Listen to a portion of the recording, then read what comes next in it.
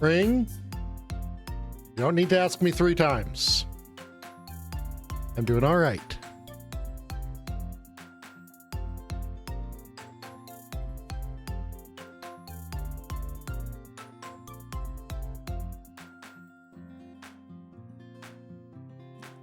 Yeah, huh.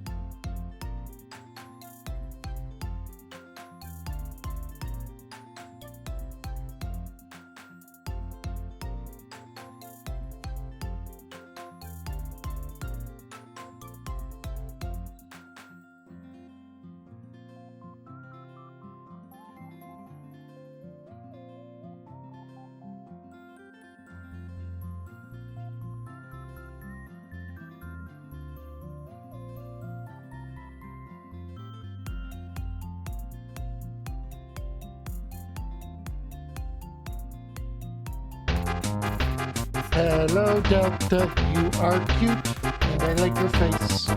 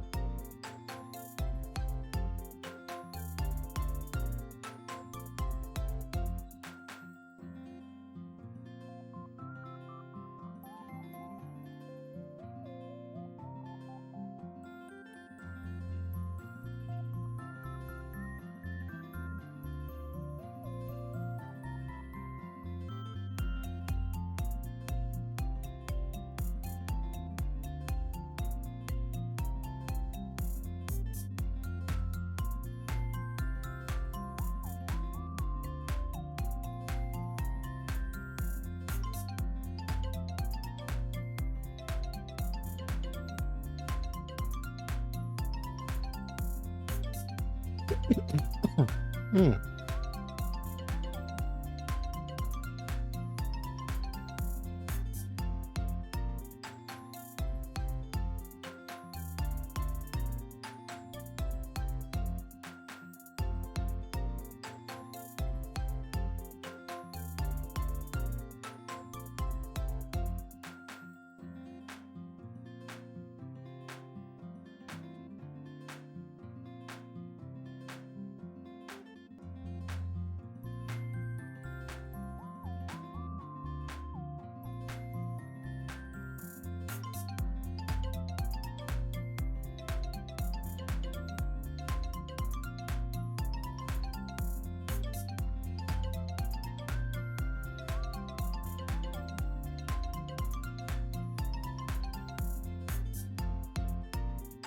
Hi, Epic.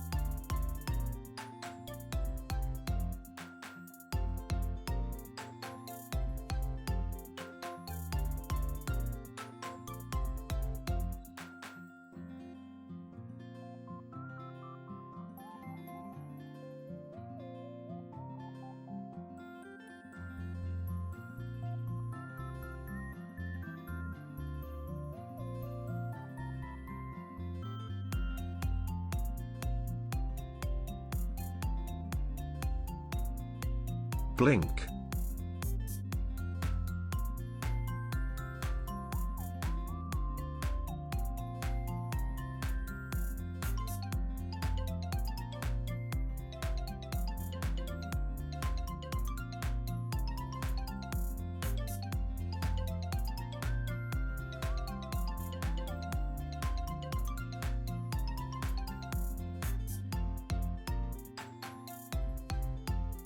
Billy.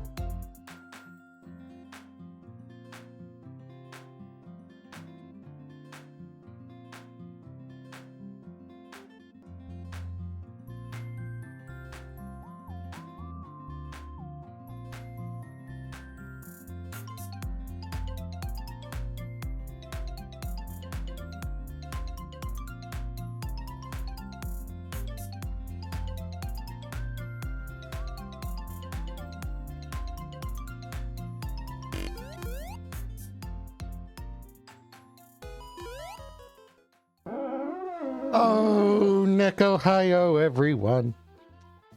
How are you doing today? It is me, and I like you and stuff, and you're cute and stuff and cute.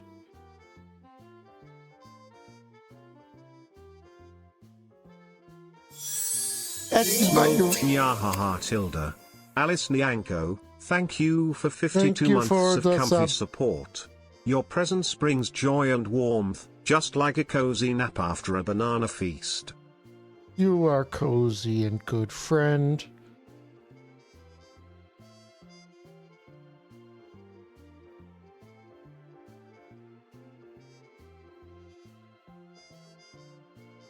Anyway, we're going to Phoenix some rights.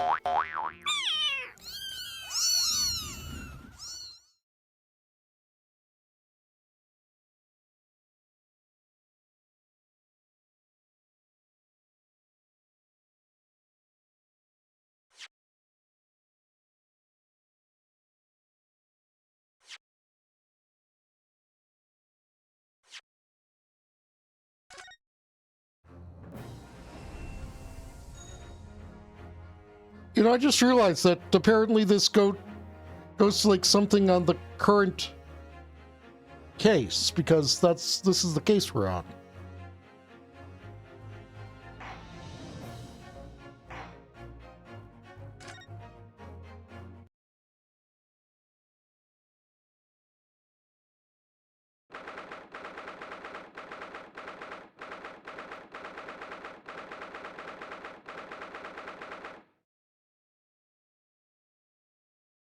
Yeah, I thought it should be bigger.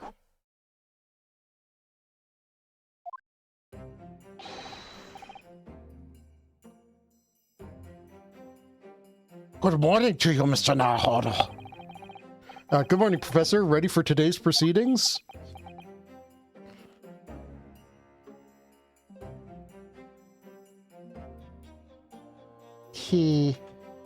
True. You know what? Given how it's currently set up, first off, I gotta do this. And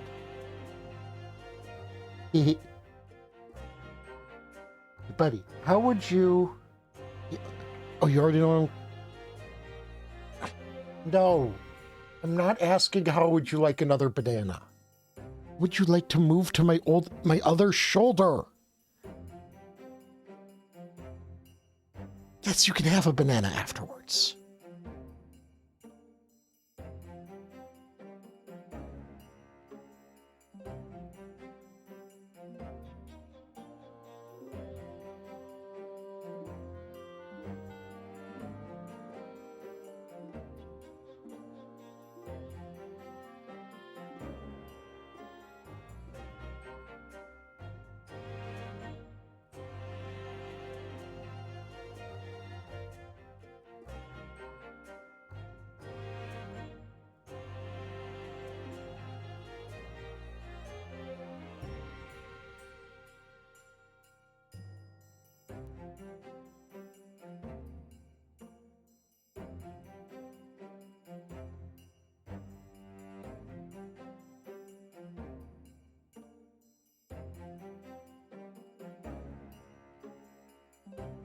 He knows the location of the bananas, though. Including bananas I don't know the location of.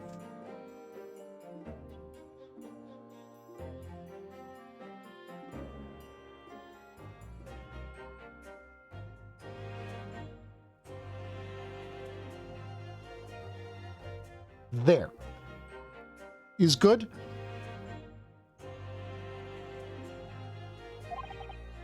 Also, I should be. Even I, with nothing left to... Good morning, my dear fellows. Oh, Mr. Sholmes, you're here. I, naturally a true gentleman, stands shoulder to shoulder with his friends in battle at all times. Thank you. I really appreciate it. I'll see you later, then.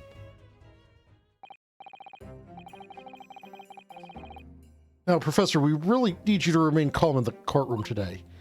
Yes, do try your hardest not to enter the witness stand uninvited again. Just, like, don't. Yes, I will. I realized it was a mistake, but my dear fellows, I must interject. Oh, you're still here, Mr. Sholmes. What's the matter? Surely you've overlooked some praise, have you not? To be cast in my direction, You, Mr. Sholmes, are not the single most detrimental person to this case today. You're not even the most detrimental person to this case in this room. Sorry, I don't follow. Must I spell it out? I, the great Herlock Sholmes, the greatest detective of worldwide acclamation, arose at some ungodly hour to be here now. First thing in the morning. A miracle, you must agree. I got up early today too. Which is kind of why stream was late. Well, if I must agree then... As you know, my sleep is quite impregnable. Iris had to employ her full gamut of tactics. She pulled the covers off, shook me, poked both cheeks, punched me, and kicked me from the bed. Then she poured a boiling cup of her latest experimental blend on my face, and at last I was bestirred. I knew there was a reason Iris was my favorite character. Oh my, Iris has been busy. Iris doesn't have it in her to go that far. She's too nice. I sense the spirit of a fellow scientist, one who relishes the infinite possibilities of blending tea. I'm the one worthy of praise here, not Iris. This is my victory. Sorry to cut in. Hi, Greg. Oh, Inspector Gregson, good morning. Gregson, my dear fellow, why the grim expression at this delightfully early hour?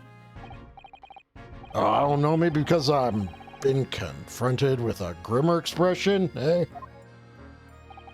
Dear me. Are you going to take that insult lying down, Professor? Huh? What? What? I don't know! Poor Professor. Anyway, here's the paperwork you asked for. What paperwork? Ah, I took the liberty of requesting it yesterday. I have a feeling it may prove useful. You wouldn't believe the hoops I had to jump through to get this brought out of the archives. It's the professor's autopsy report. That mass murderer who killed 5 members of the aristocracy? He was found guilty at a closed trial 10 years ago now. It was all done under wraps, and he was quickly executed soon after the trial. It's all in here. Cool, thanks. I don't know how this is useful yet, but it will be.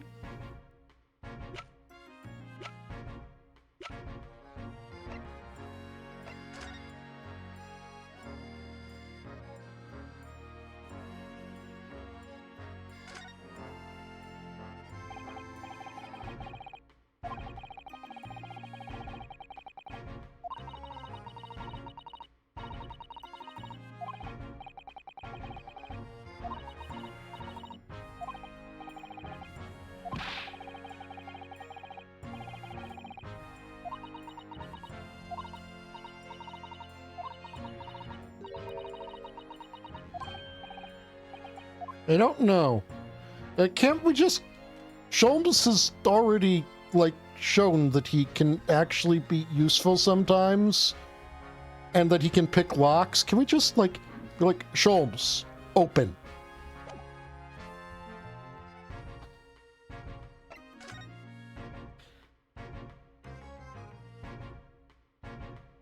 Yeah, of course you're not going to tell us his name. Wow. Death by hanging confirmed at midnight, 17th of June.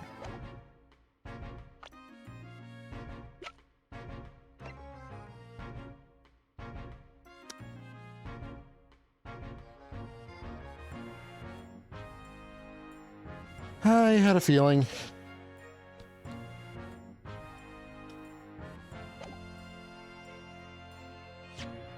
I mean, you could tell I had a feeling because they went right to it.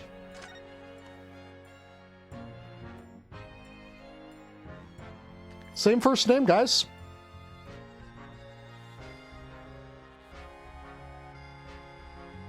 Chances she's married now or was married then and isn't anymore.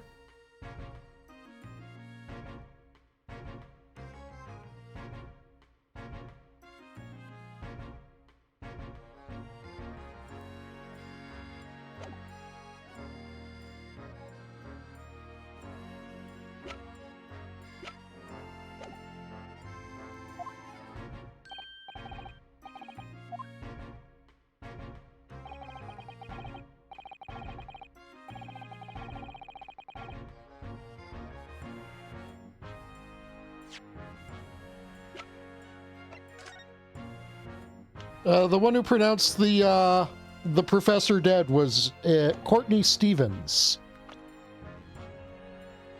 And the lady who's in charge of the forensics investigation team is Courtney Shee.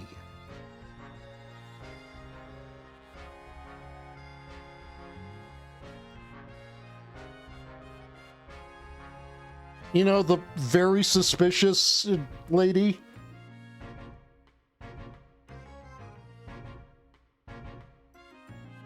I mean, it's possible, but, you know, like, you would possibly redact the name if you were trying to save some bigwig's some bigwig from, like, the splash over of their family member being the killer or something.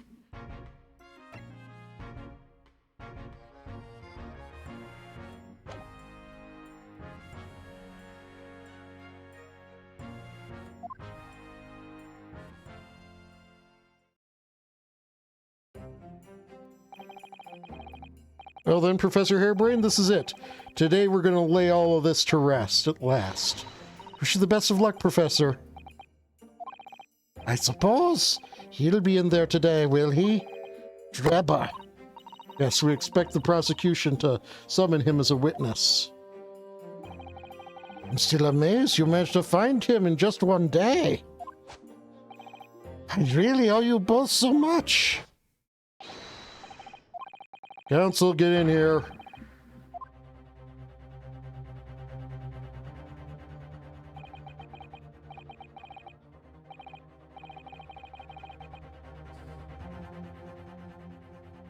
This is it then, the final chapter. Funny, my heart's racing a little. I've not felt this before, actually, this strange foreboding, as if something's going to happen in this trial that I'm not ready for. But I can't let that distract me from the only thing that really matters, finding the truth.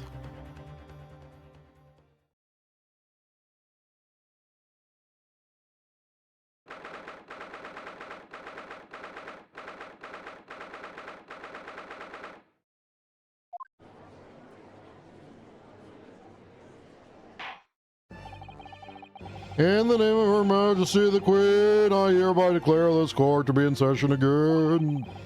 We resume the public hearing of Albert Hairbrain. Here present, who stands accused of murder. Are the counsels for the prosecution and defense ready? Yada blah blah blah blah blah blah blah blah. Yes, my lord. Blah blah blah blah blah.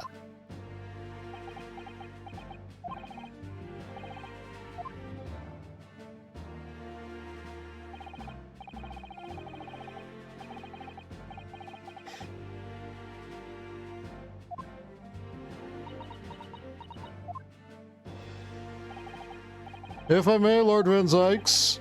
Yes, my lord. There appears to be someone standing at your side. Ah, yes, my apprentice and assistant. The prosecution believes today's proceedings will see the complexity of this case rise considerably. Oh, good, and he's also skilled with a sword. Yeah, that's definitely going against you being Kazuma. I therefore instructed my assistant to attend to ensure the smooth running of the trial. And the smooth running of liquid refreshments by the look of it. The way he holds himself, the way he moves, couldn't be anyone else.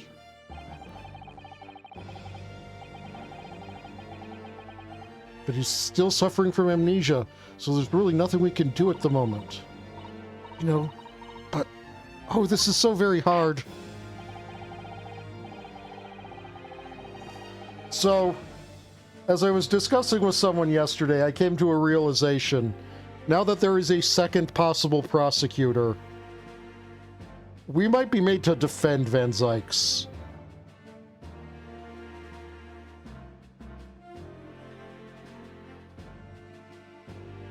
It would appear the prosecution has done a fine job in responding to the demands the court made yesterday. I understand you have successfully secured the engineer who disappeared from the scene on the day in question. No, that would be the defense. The defense did that.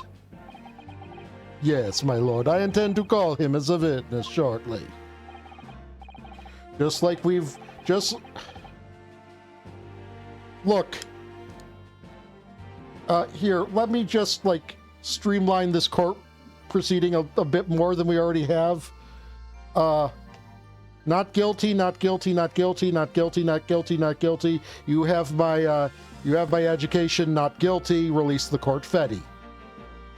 There. Now I'm also doing the jury and the your job, Your Honor. Because I do the work of the prosecution and the police and the defense. Now, excuse me, I need to take him away so I can do the job of the bailiff, too.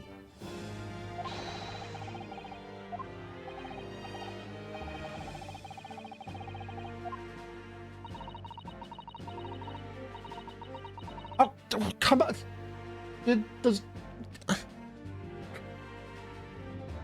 Head patter, come on. I, took time to move you over there.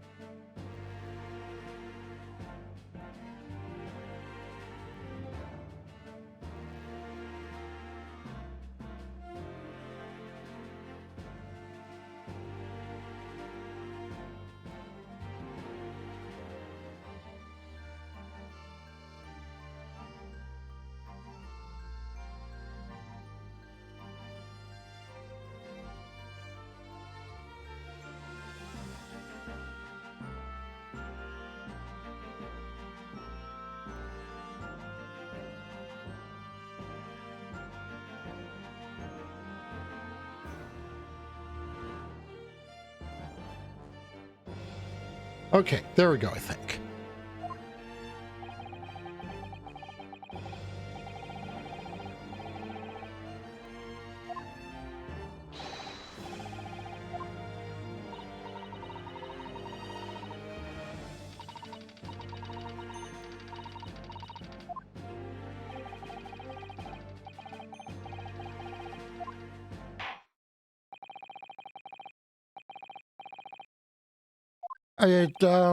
Bound, you just do your best.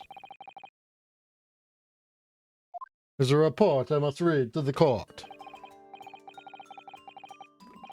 Yesterday, at the Great Exhibition Grounds, the evidence of primary importance in this case, the super high voltage instantaneous kinesis machine, which was installed on the experiment stage, was deliberately destroyed in an explosion effected by an unknown person or persons. Was what? An explosion?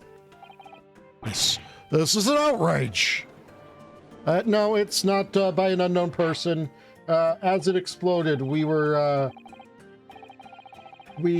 told by Drebber, you only deactivated this bomb.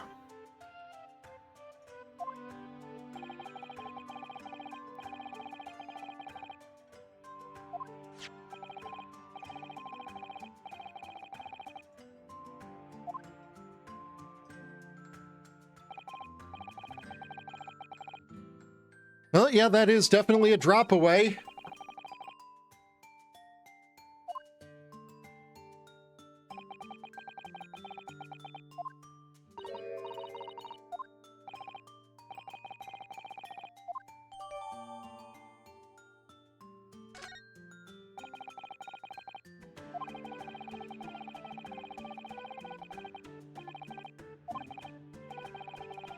Yeah, odd how, if we keep, like, following, the Spudsy, that, every single bit of this would have, been lost to us.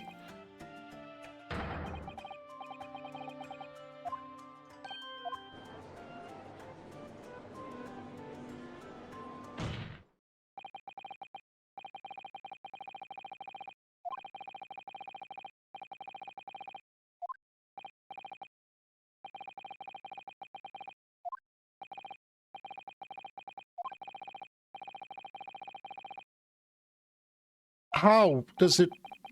Okay, yeah, let's... Objection!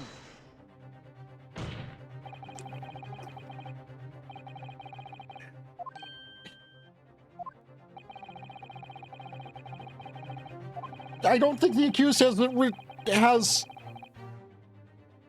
No, I don't acknowledge that. Yes. Names. Yes, we established this last time.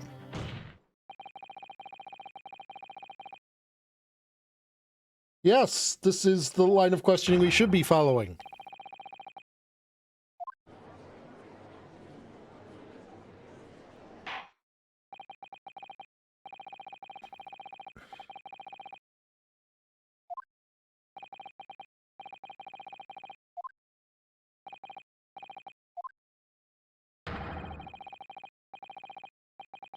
Okay, let's get Drebber out here.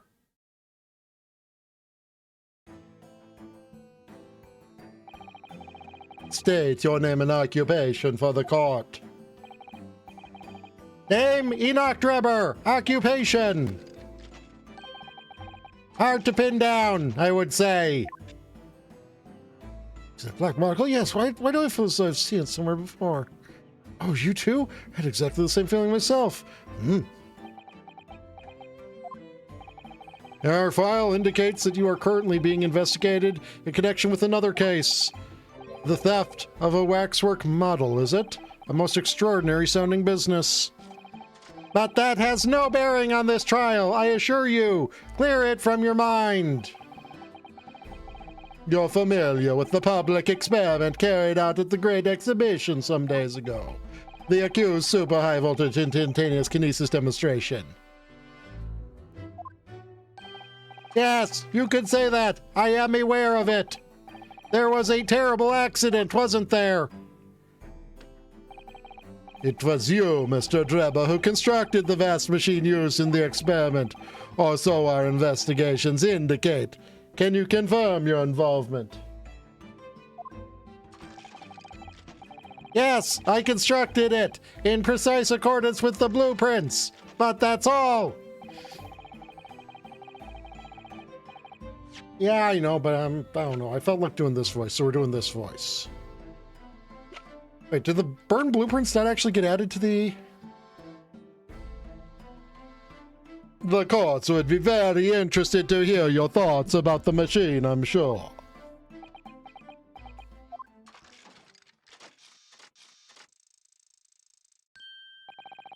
An amazing device, if you ask me. The pinnacle of modern science, making instantaneous kinesis a reality at last. What? Good gracious. Do you mean to say that the experiment was bona fide? Is that your belief, sir? Yes, that is very much my belief. Such a waste that it blew up. I've already established the machine was nothing more than a prop for an elaborate conjuring trick. You've established nothing of the sort. All that was shown during yesterday's proceedings is that the same outcome could have been produced by means of stage trickery. The defense merely proposed a method and demonstrated its feasibility. Nothing more. Correct. Reasonable doubt. Established.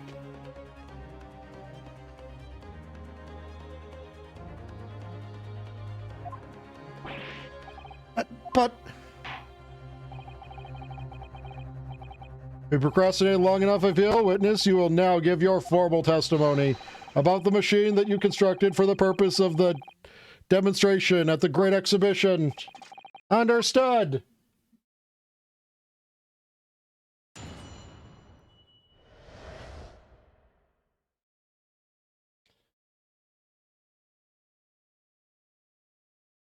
Yeah, definitely. That's how any of these cases will work.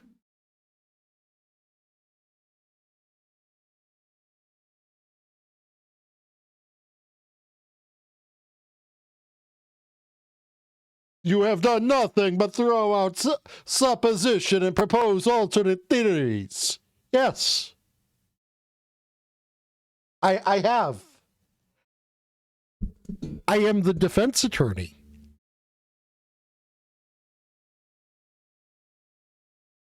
Correct. I have been doing my job. Yeah, I like that too. I met the young professor approximately 1 year ago through Mr. Asman's introduction.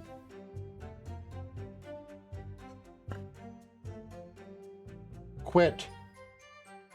Become a prosecutor.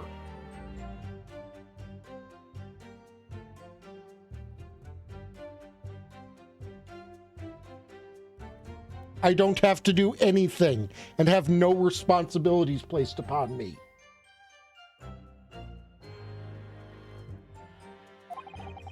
He provided me with the blueprints and I constructed the machine to his precise specifications. It was no trick. The whole show was a fraud. If the whole show was a fraud, it would require a body double. Tell me, did the victim have a twin?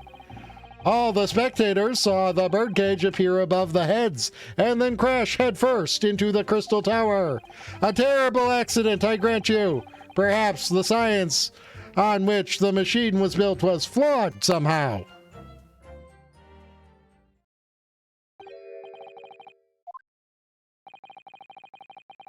A body double? That goes without saying, surely. To give the impression that something has moved when in reality it hasn't. It is a basic conjuring principle. The deception cannot be achieved without substituting the original with a fake at some point in the performance. But would I be right in saying you haven't managed to establish anything along those lines? I mean, I figured this out about 1,000,000 years ago, but sure, go off, King. Incidentally, the prosecution has already confirmed that Mr. Asman has no twin siblings. It is my understanding that this witness is well versed in conjuring artfulness, but such talents do not indicate that he was actually able to accomplish what he claims. Namely, the construction of what, by all accounts, must have been an extremely complex scientific machine. Whatever do you mean? Yesterday's proceedings brought the true nature of your past exploits to light, Mr. Drebber. Indeed it did, my lord. As a swindler who preys on innocent scientists to elicit government grant money through conjuring know-how. Yes, it's true that I possess considerable knowledge of stage magic. But crucially, my scientific knowledge more than matches that of any academic in the field. Investigation of the witness's workshop attests to that claim, my lord. As evidence, police found this Royal Society trophy for young talent in science there. Yes, that's true. We spotted it there ourselves. If a hypothesis is sound, it can always be forged into a physical manifestation with sufficient skill. Though I may have sold the secrets of some deceptive wiles to sniveling, talentless scientists in the past. Would you say you are therefore assert that the explosion of the machine was an unfortunate accident, or, of course, a deliberate act of murder carried out by misuse of the science?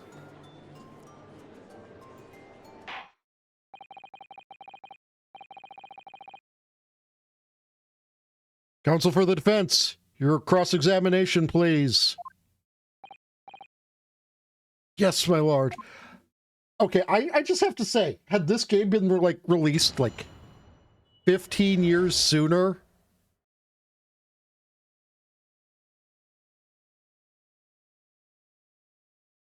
evil scientist guy, long white hair.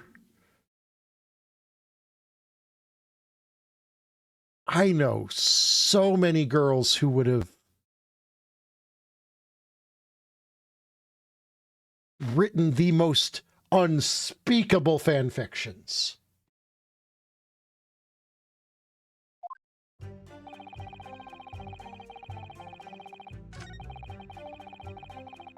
Small, Delta Flame Storm, Tiago's cuteness comes from his pure heart and kind soul. Plus, those cat-like features and sweet smile make him irresistible to everyone. So, are we going to be able to pick this apart right at the start? Because I have evidence that I wish to evident. Look at this evidence. Oh, cool. We've examined the bird cage that crashed in the Crystal Tower ourselves. As you can see, the cage, which is a wooden construction, has sustained damage in one particular spot. Following the explosion, it fell some 30 feet into the glass of the Crystal Tower. That level of damage is to be expected, surely. It would be, I agree. The damage itself is entirely understandable. What doesn't make sense is where the damage is located. Is the location of the damage. All the breakages in the wood are at the base of the bird cage, not the top. What are you saying? That's the opposite of where they should be. That's right, my lord. The birdcage that was at the scene is damaged at its base. So, we have reports of the birdcage falling headlong into the Crystal Tower, yet the damage is at the bottom. The only way to reconcile these two facts is to accept that there were two bird cages in play that day, which were at some point switched. Switched during what wasn't a scientific experiment at all, but an elaborate piece of stage trickery.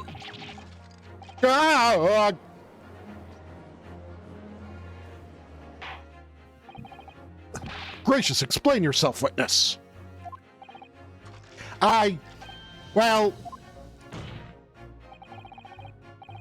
If we examine the facts, there's only one logical conclusion we can draw. The damage on the base of the birdcage clearly indicates that it crashed tail first into the tower. But multiple witness reports claim it fell head first. The birdcage materialized in the sky next to a balloon, flying over the stage following a spontaneous explosion at an altitude some 60 feet above the ground, which is approximately 18 meters. It then proceeded to fall some 30 feet into the Crystal Tower in the ensuing deflagration. Witness reports amid such chaos are notoriously unreliable. And then the defense would like to chastise the prosecution for fucking calling them, wouldn't we? Objection. But the victim's neck was broken. He plummeted 30 feet inside a heavy wooden cage. However, he felt it would be unsurprising to find one or two vertebrae crushed. A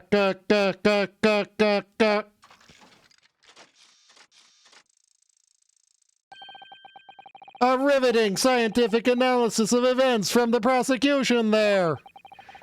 Though, to be even more rigorous, you would have to say it was only one vertebra, actually. It wasn't quite for long. I find it hard to see what's motivating Lord Van Zykes. Witness is clearly a swindler and one who deceived a personal friend of his. If you're going to establish this deception, do it right. Sorry? I feel like that's the undertone here. Ah, yes, there's one more point. The defense appears to have forgotten. It obviously wasn't a trick, as a certain truth very plainly demonstrates. What? It seems to me that the cross-examination had better continue until we resolve this matter. Master Drebber, you will amend your testimony with details to this truth. Of course, we must treat the matter scientifically, after all.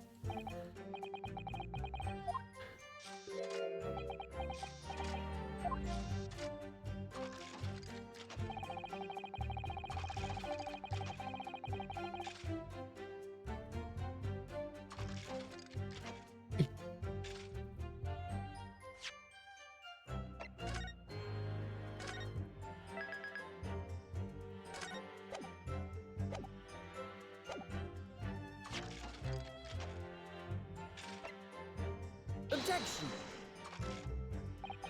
Balloon?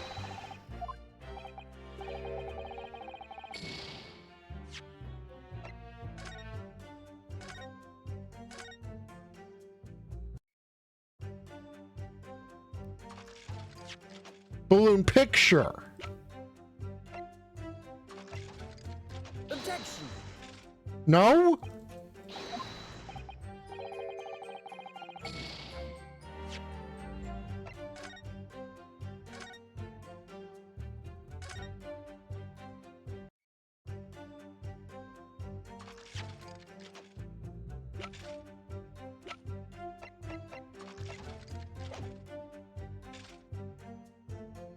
Hold it. What do you mean? Well, before the demonstration began, the victim was alive on stage in front of the audience. Yes, there are lots of witnesses who saw Mr. Asman on the experiment, blah, blah, blah, blah, blah, blah, blah. And the victim's neck broke as a result of an impact following a fall. Logically, therefore, the victim must have fallen from somewhere. The balloon that exploded was at an altitude of 60 feet. The point of impact on the tower was 30 feet up. That difference of 30 feet is therefore the total distance the birdcage fell. And there's no other location from which the cage could have fallen that distance if it didn't drop out of the sky. Ergo, the victim himself must have been beamed from the stage to the sky above the Crystal Tower. A trenchant scientific... nope. No!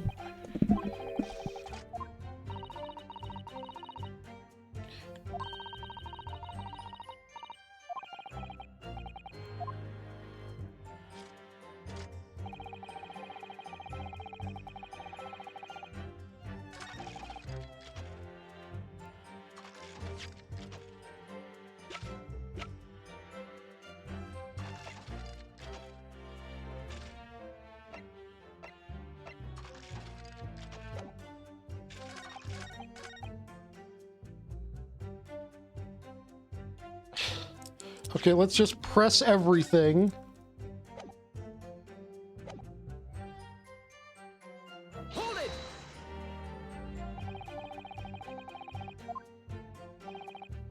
I tried the photo.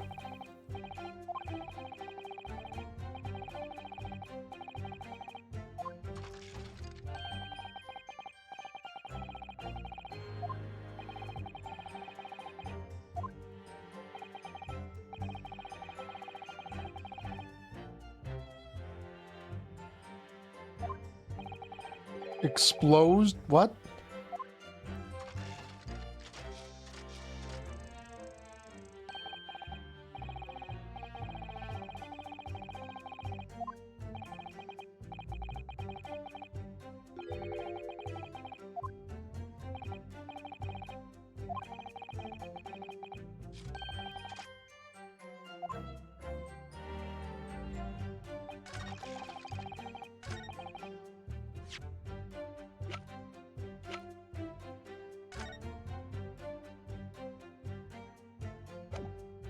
Unfortunately, that doesn't counter what he's saying. I see where it's going to come into play. It just has nothing to do with what I'm trying to prove that needs to be said right now. Hold it!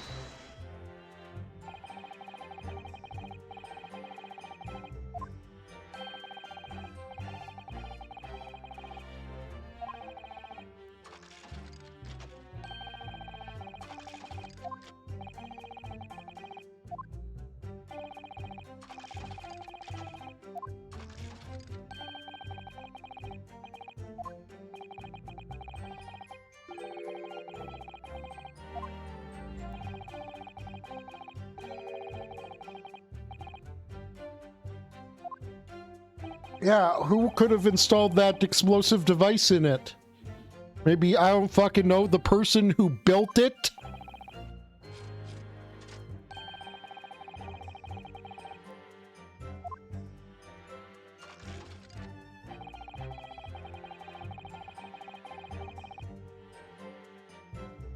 Hold it!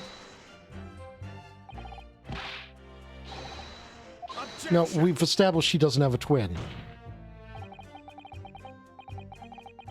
Yeah, apparently I wasn't.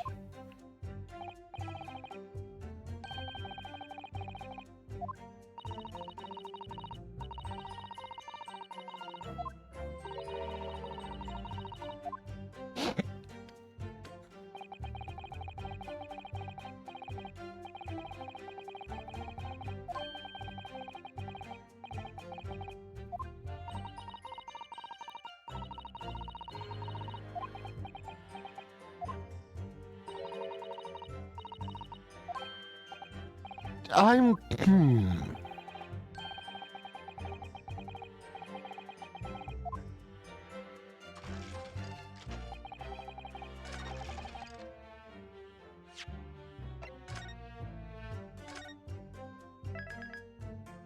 Bit of a long shot, but...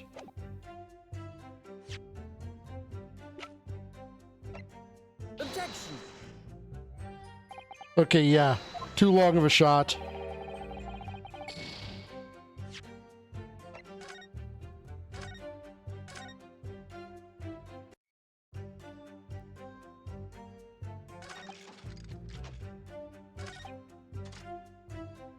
Hold it!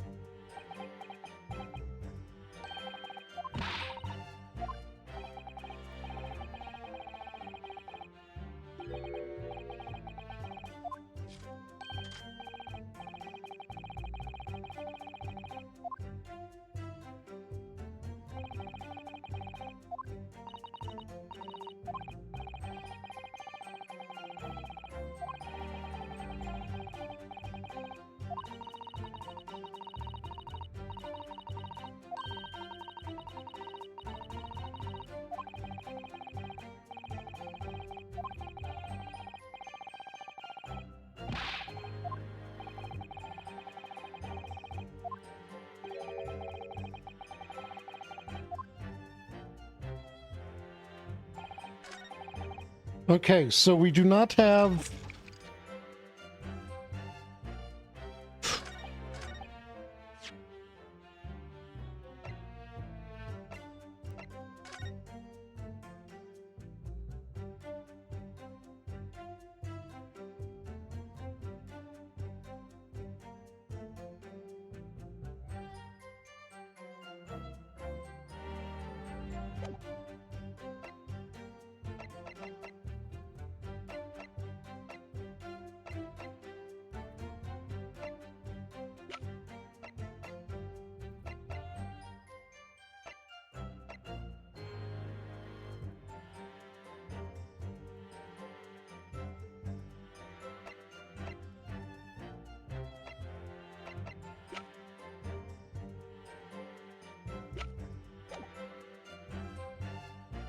Met the young professor approximately 1 year ago through Mr. Assman's introduction.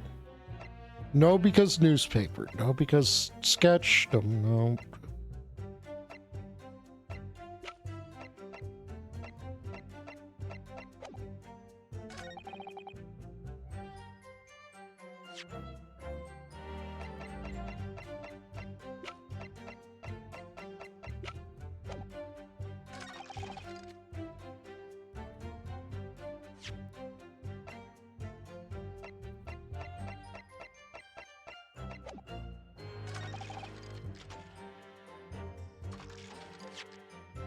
Okay, I've got an angle I may have found.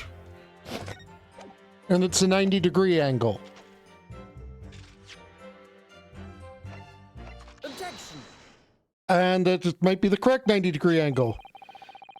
This is the diagram of the experimentation stage and its surroundings.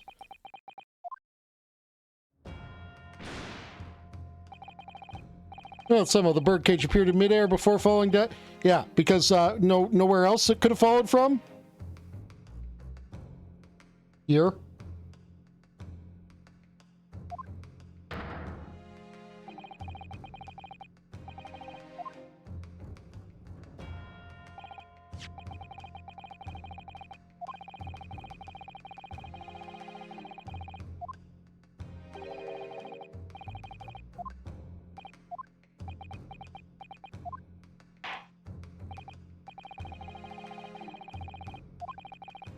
Go ahead, Council. Point exactly on the diagram to where you're talking about.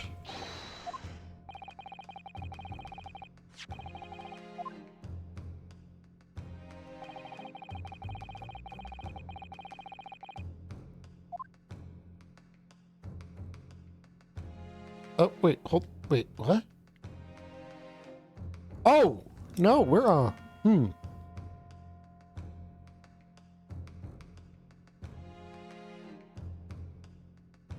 We're not going from... Alright, we're going from... We are going from... Okay, I think. Possibly. Take that! But that's where the birdcage would have been to begin with. Which is exactly the point, my lord. Yes, the birdcage was in the machine on the stage. But what we must also consider is the height of the stage itself. Go on, Council. Turns out the experimentation stage was built at a considerable height above ground level. If you look at the diagram, in fact, you'll see it's about the same height above the ground as the balloon was above the crash site.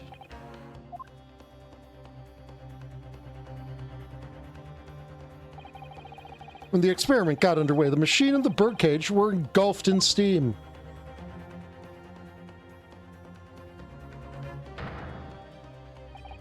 At that moment, the floor of the stage gave way, and if we assumed there to be a void underneath, this birdcage and the one seen by the audience would have fallen almost exactly the same distance. And then the body was moved? But how was the body moved afterward? That's the question. This all points to the fact that there was not one birdcage, but two. Objection. Because, okay, now that this has been posited, this, like, changes...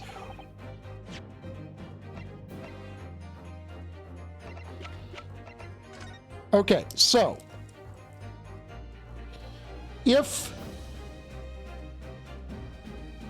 Asmund was actually in this cage and fell here. That means the one that was in the balloon was the wax model, which would explain why we found the crystal glass on it.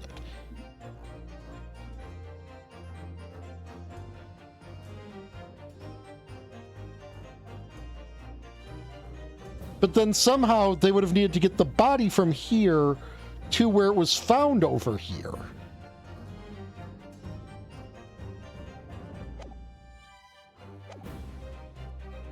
My learned friend has no evidence that the stage had such a contrivance. I literally do, dude. You presented it just like... how... You gave us this picture. Yes, Van Zyk's the one you presented. I want you to... Look at this photograph. Gee, I wonder, where could it have fallen?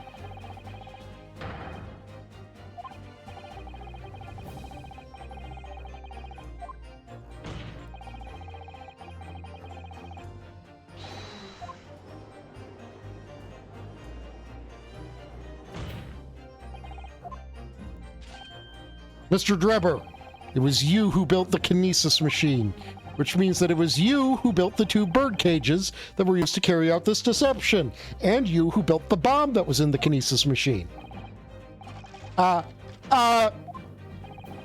Whether Professor Harebrain's hypothesis is sound or not makes no difference, because it is the construction of this machine that matters, a machine designed to take Mr. Asmund's life and lay the blame firmly at the professor's door. Something that could only have been carried out by you, Mr. Enoch Drebber.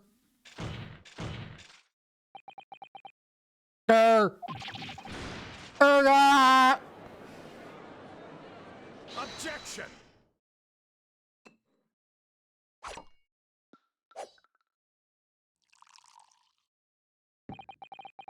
If my learned friend has reached the end of his wild assertions...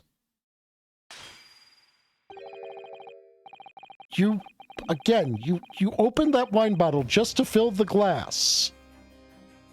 Just to crush it. The prosecution would like to crush the defense's argument slowly, but surely.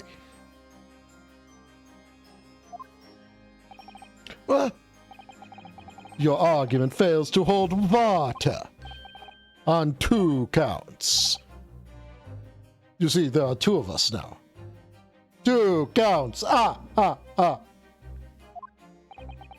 Firstly, before and after the experiment, the witness was nowhere near the kinesis machine. Every relevant member of the staff from the exhibition has attested to that. And I believe members of Scotland Yard have also been on watch at every public experiment. In other words, Mr. Drebber had no opportunity to switch the alleged pair of bird cages. But I've already that tracks.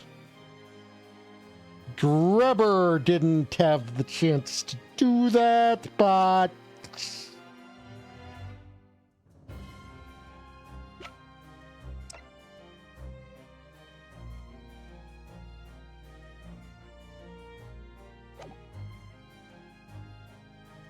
Or explain why you wouldn't have needed to. The nonsense with the crossbow. That doesn't bolster your case at all. The man who disappeared from the stage and the man who crashed into the tower are one and the same. The forensic investigations team report is unequivocal on that point. Second flaw in your assertion is a distinct lack of motive. Why would this man have wanted to take the victim's life? He had no reason to do so. A motive? Do I have to think of everything myself? They're both con men, and he wanted to cut the... I have here a contract provided by the witness. What contract is this, Lord Van Zykes? The contract into which Mr. Drebber entered with the victim, Mr. Asmund. It reads, Mr. Drebber is to receive 30% of all remuneration from government grants or other income. 30%? Certainly very favorable contractual conditions. But there was one important provision bolted onto that clause. What provision? Mr. Drebber may only uphold this right on the condition that both contracting parties are alive. In other words, if either of us were to die, the contract would become null and void. So you see, I had nothing to gain from Mr. Asmund's death. The diametric opposite, in fact. Need I say more? The witness had neither an opportunity nor a reason to commit the alleged crime. In short, the possibility of Mr. Drebber having done as you suggest is nil. Ah!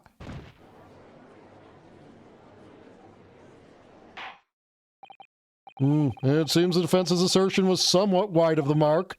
Lord Van Zykes, you will submit the contract as evidence, please.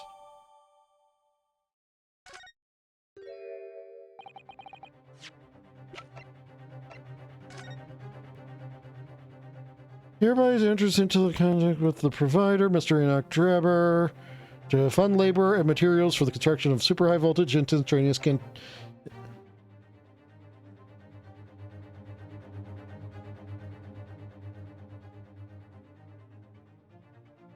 Okay.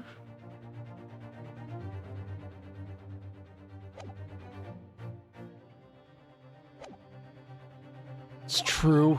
Drebber had no opportunity to switch the bird cages under the stage. On the Crystal Tower, he couldn't have done it. And in any case, I have no idea what his motive might have been.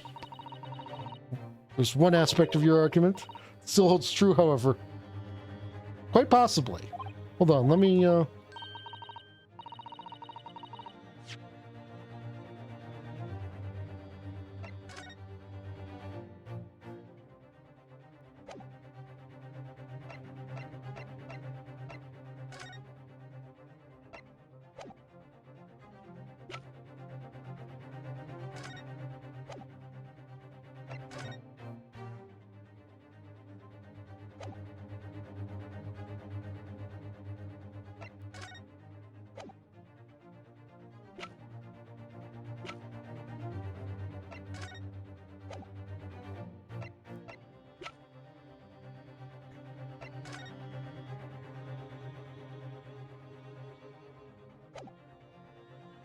if they're important, it's not in any of the pieces we have. There were 2 bird cages. The prosecution is unable to deny that. So I'm sure you're on the right lines, Mr. Naruhodo, and have no doubt there are other aspects of your assertion that are undeniable truths, too. Well, it would seem. The defense has no rejoinder to offer.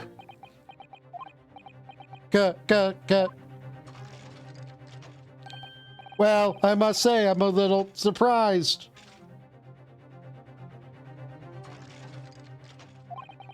I came here to testify about the machine I built, and instead, my reputation is defiled. But the prosecution's counter has set the record straight, I think. It's impossible that I'm the culprit.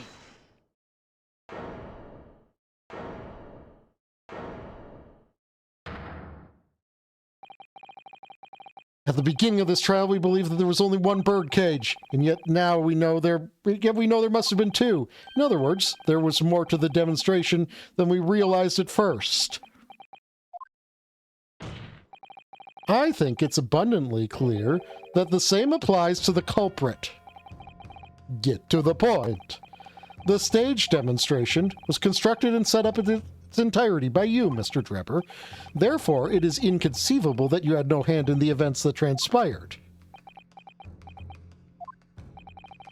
So, if circumstances mean it's impossible that you could have carried out the crime yourself, it all points to the fact that someone else was involved. Someone else? Counsel, are you suggesting? Yes, my lord. Mr. Drebber had an accomplice. Also, he was the one who constructed the murder weapon. So, like,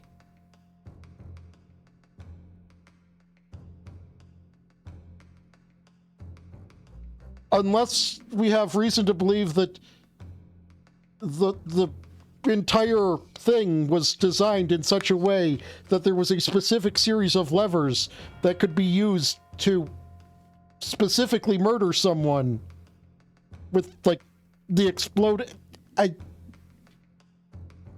Objection!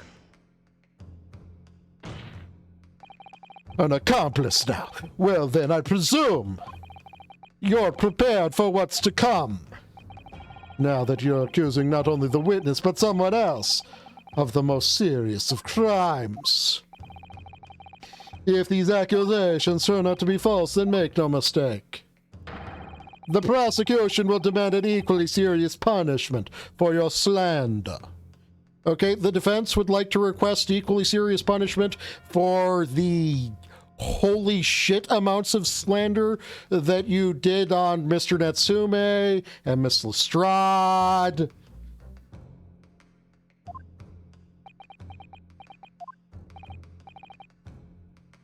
Well, counsel, do you intend to pursue this course and formally accuse another party of involvement in this matter? What do I do here at the moment? This is a little more than a hunch on my part. I don't know for sure if Drebber had an accomplice, or even if he really is the culprit here. One way or another, though, I have to make my position clear as a lawyer. So what's my stance going to be? Did Drebber have an accomplice or not? The defense is ready to name Mr. Drebber's accomplice. Somehow, the two bird cages must have been switched. Everything points to that. Yet, according to the coroner's report, that's not a possibility. But that inconsistency itself is a clue. Counsel! My lord? You have received a stark warning already. If you are nevertheless determined, then I must now ask you to identify this alleged accomplice by name.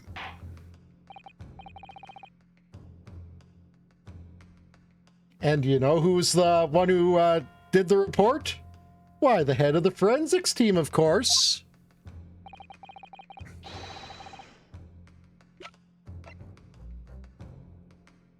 Take that!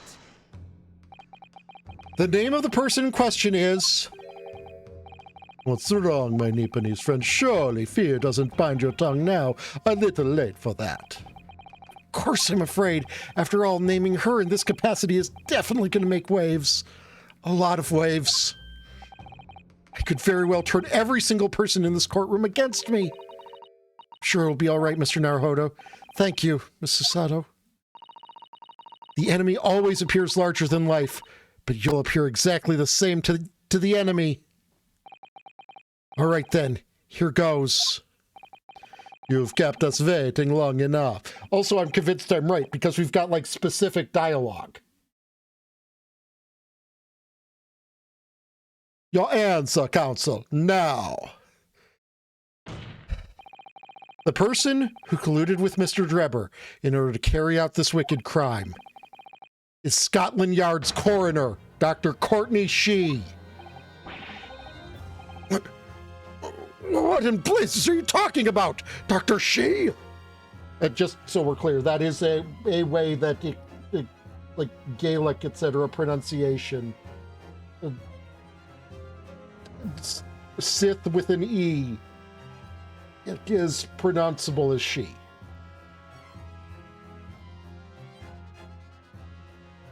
That's why you will sometimes see the Banshee written as like Bane Sith.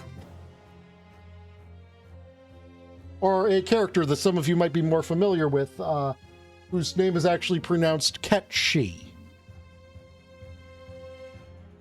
You might recognize them from the Final Fantasy series. And know them as Kate Sith.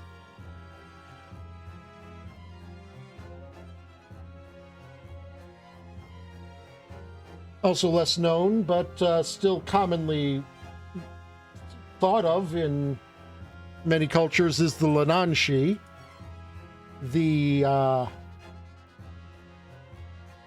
reason why all of those amazing artists die young.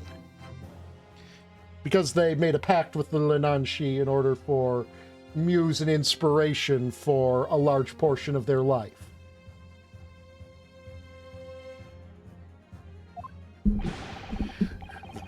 of the forensic investigation team and the coroner who conducted the autopsy on the victim.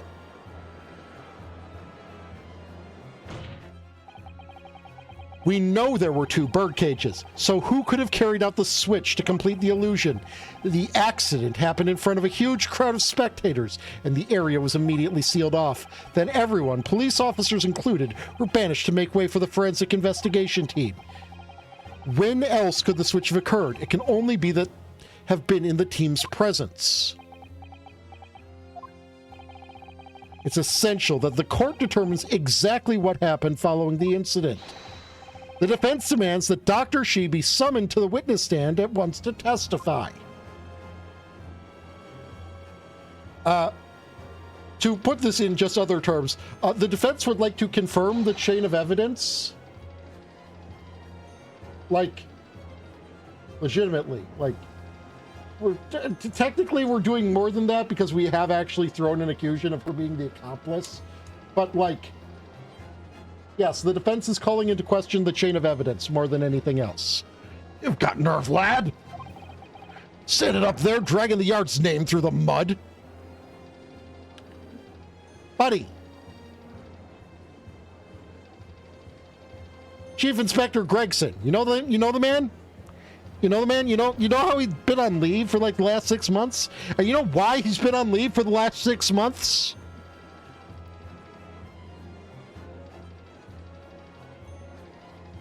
Yeah. If the yard has done dodgy shit, I'm gonna throw him under the fucking bus. Done it once, doing it again now. I didn't mean to. I know the woman very well. There's no better dead room worker out there. How dare you call her a criminal? My lord and friend's imagination appears to be wilder than the East End at night. The defense would like to ask the prosecution how many times the defense's wild imagination has been right. Does the defense need to remind the prosecution of the woman who got stabbed out a window by a yeeted knife? Or how about the man who was poisoned, who was actually trying to commit murder at the time? Who was actually poisoned by the woman who was stabbed by the yeeted knife? Or the moving crime scene?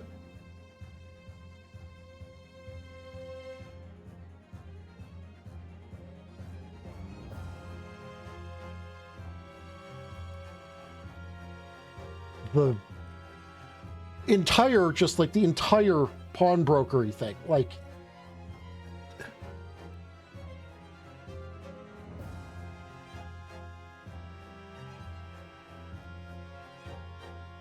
the defense would like to invite the prosecution to go and fuck itself.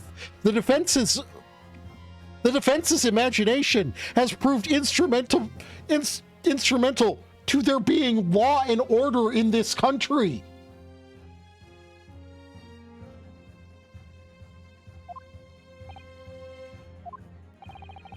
But the recklessness of your accusation aside, there's another grave problem with your argument. One which the prosecution demands you address at once. A grave problem? Oh my word. Who do you claim acted as the victim's doppelganger? What?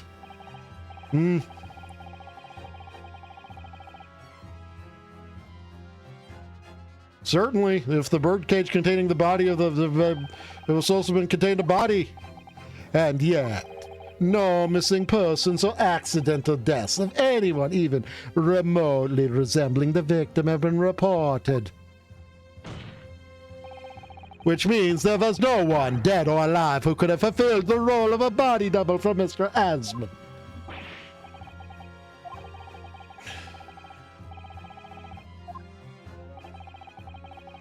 You don't know if... Yes, you do!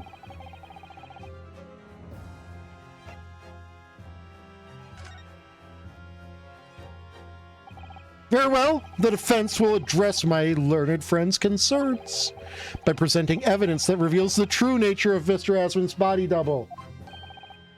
No, I'm like 90% on it being this, and if it isn't, it's the other one, and there's actually overlap that it might be I can present both of these.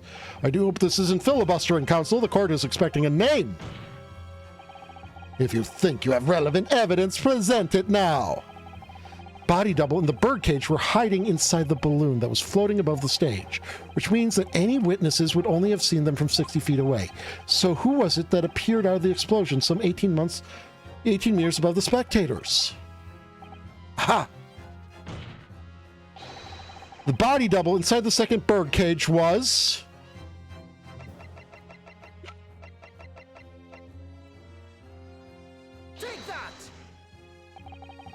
We know the victim, Mr. Asman, was in the birdcage that was situated inside the kinesis machine on stage. The way he phrased it, it actually changed it to the other one, the other evidence piece I was thinking of. I was actually thinking that I was going to present the shard of the glass, which was found on the waxwork body. We know that the victim, Mr. Asman, was in the birdcage that was situated inside the kinesis machine on stage, and therefore he couldn't have been inside the second birdcage. Instead, that contained something else. What's been described as a body double, which is what fell from the sky and crashed into the Crystal Tower. Yes, counsel, according to your somewhat elaborate version of events. And that body double inside the second birdcage was, in fact... It's all right, Mr. Naruhodo. You're ready for this. Just steel yourself and come out with it. Thank you, Mr. Sato. I needed that.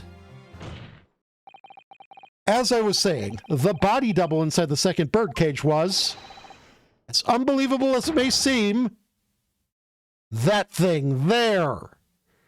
We've got the whole, we got the whole, that's just there in the courtroom.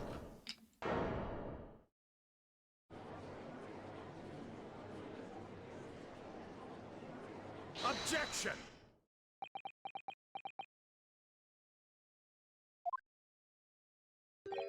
Open your eyes and look into mine, my Nipponese friend.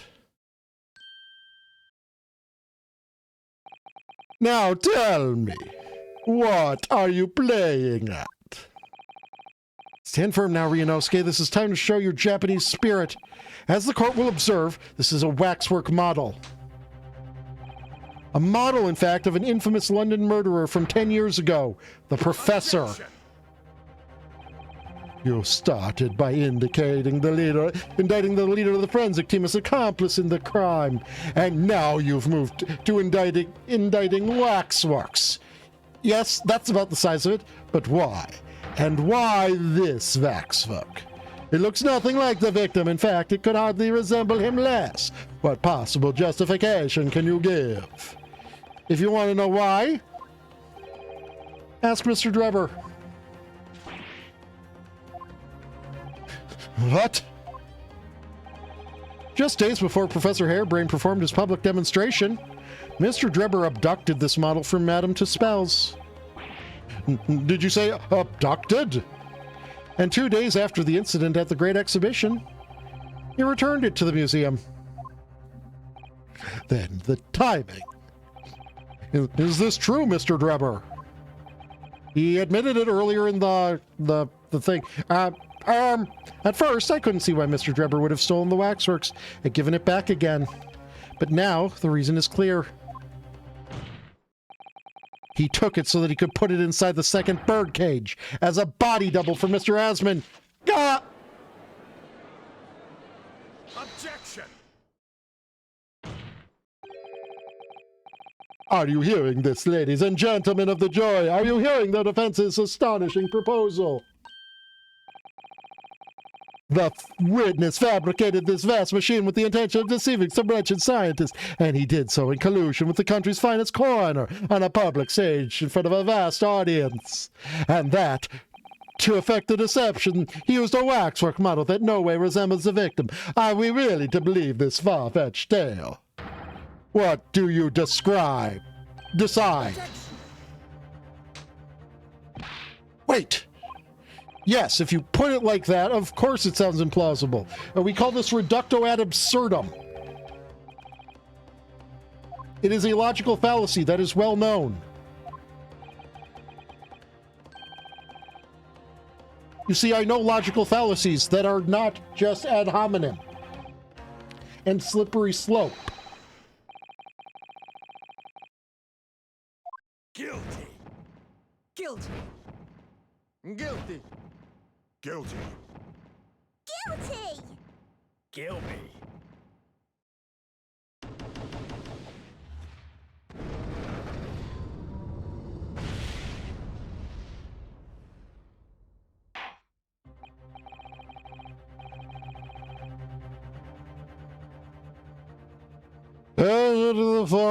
Do the thing!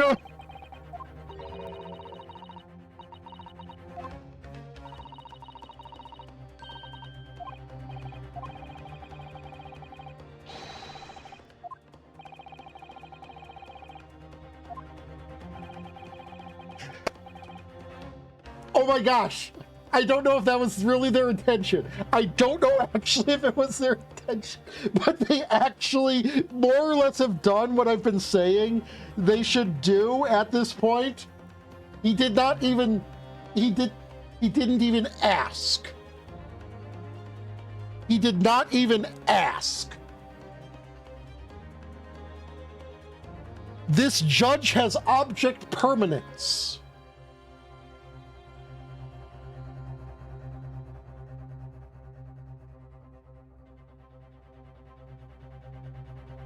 If people don't know what I'm saying, is this has happened every trial we've had in Great Britain where we've gone through the summation examination thing after the jury finds it. Every time we're like, oh, no, summation examination. And then Van Zyks is like, blah, blah, archaic, outdated, blah, blah, blah, blah. And defense needs to do it anyway. Oh, the court upholds the right of the defense to do the thing.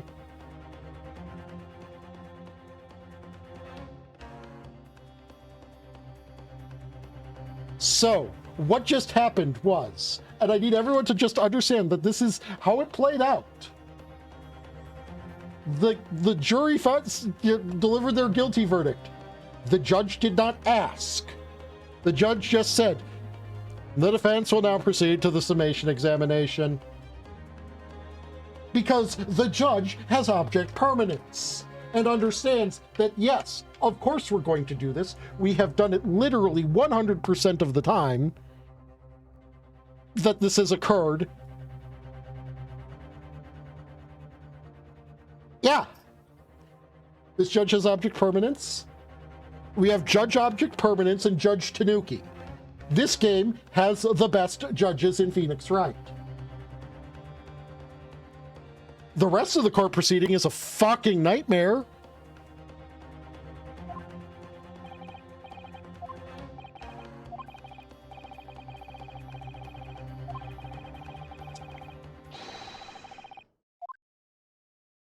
But at least the judge is competent. The judges have been competent.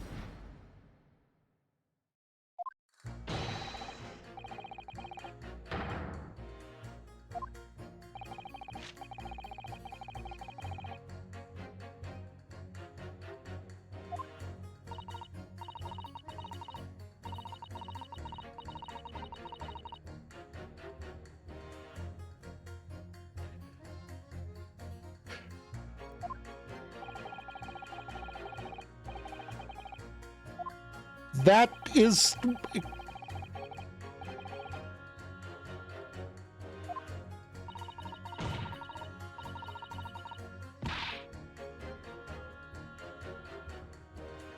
You seem to have no problem with the prosecution doing it.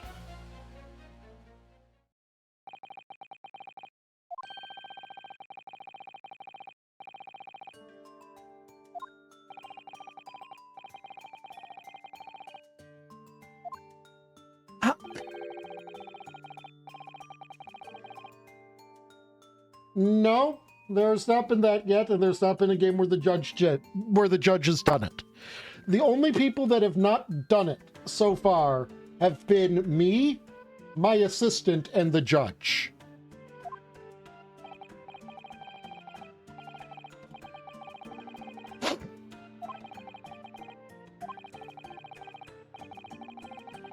There's even a game where you have to argue through diplomatic immunity.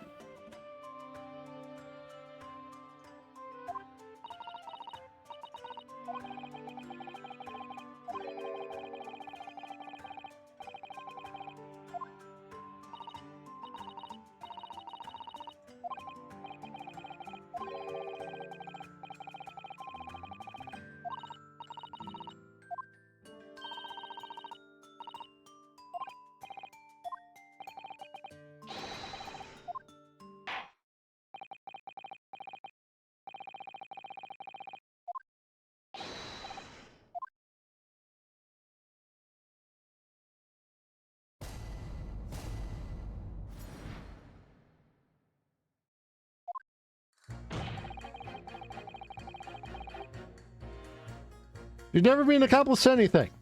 Hold it!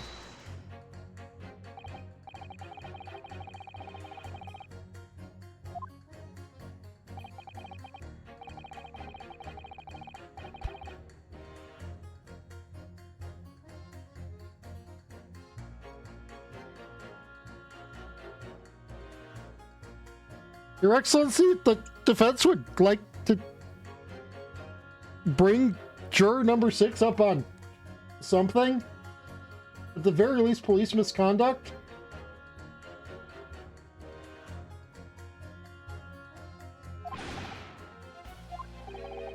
Also brandishing a weapon in the courtroom.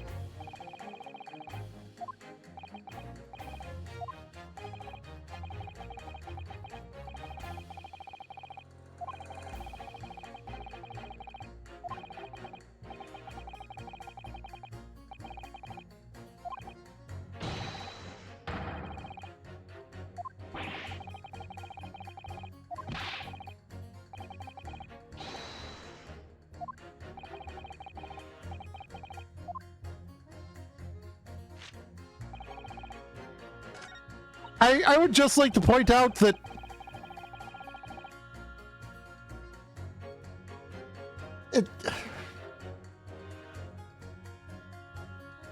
in the previous one, I was like, why are 4 of the jurors talking about unrelated things? That wound up being related, of course, but you know. But their reason for finding guilty was unrelated to the particular case at hand.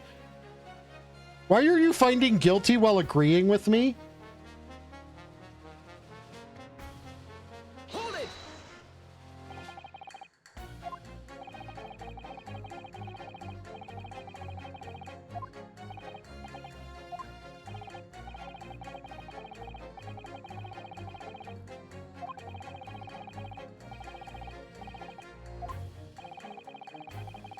Not in my day. Yeah, I knew that would piss you off. Excuse me.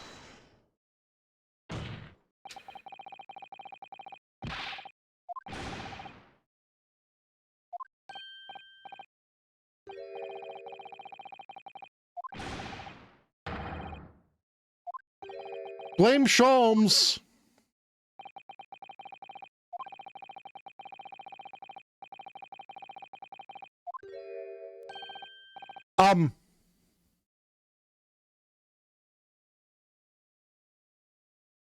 The defense would like to request that juror number 6 keep doing that, so we only have to convince 5 jurors soon.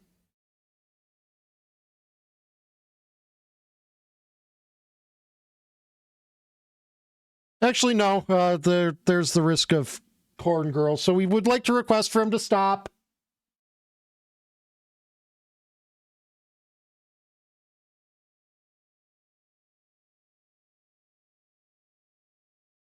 If it's not clear, what he's doing there is an excellent way to get himself a Darwin Award.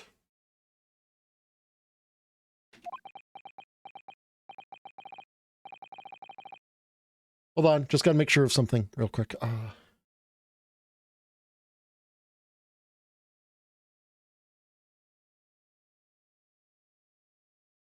Okay, yeah, it was in 1859, so they would know what a Darwin Award would be.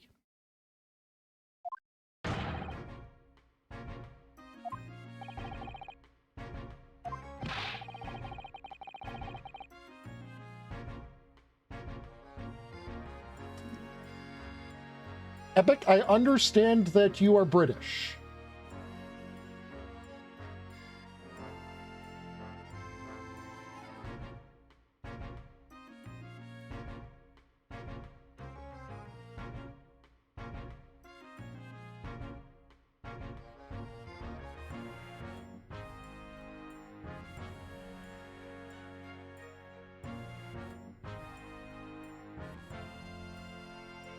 The first rule of gun safety is treat all guns as if they are loaded.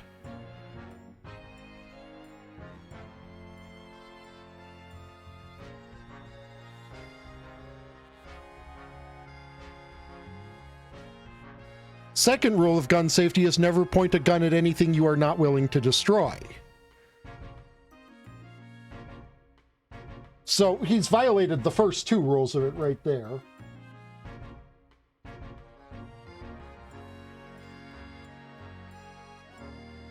The third rule, he's like half violating, except he is dancing with violating the third rule. Rule 3, keep your finger off the trigger until your sights are on target.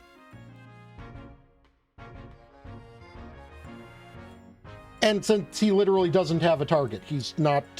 It...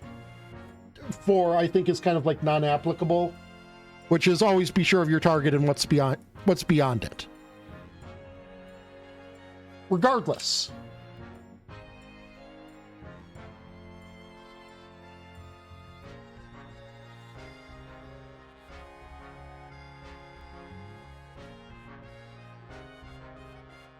True, but 1900s.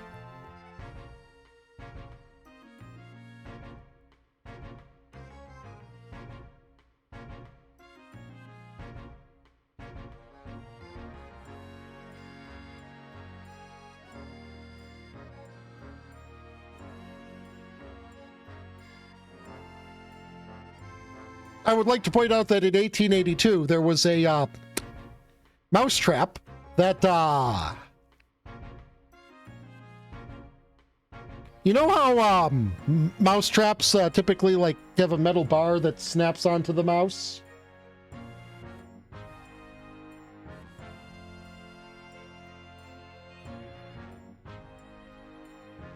Instead, gun.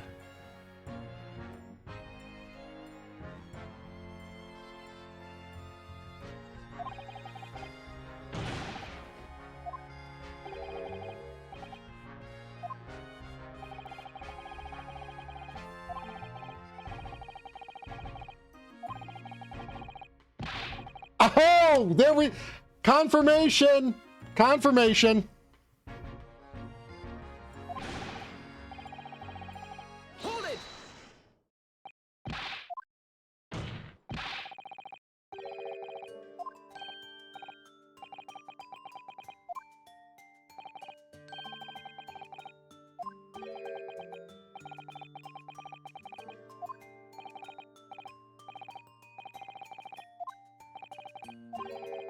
Yeah, we have seen that somewhere before, and I pick up the fucking phone.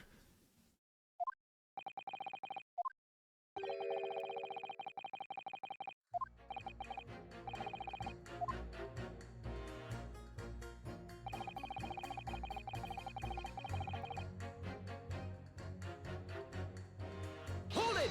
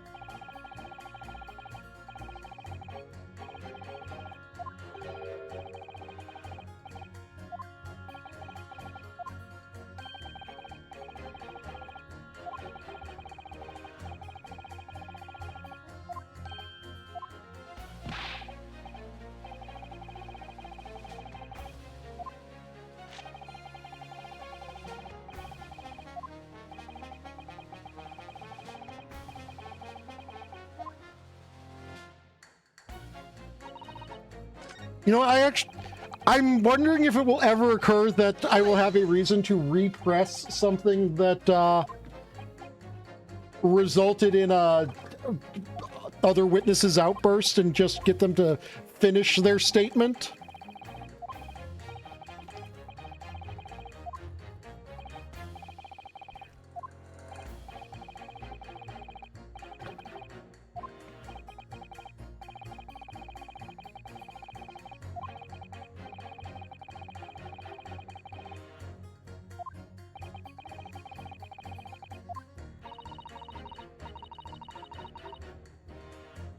Possibly, yeah.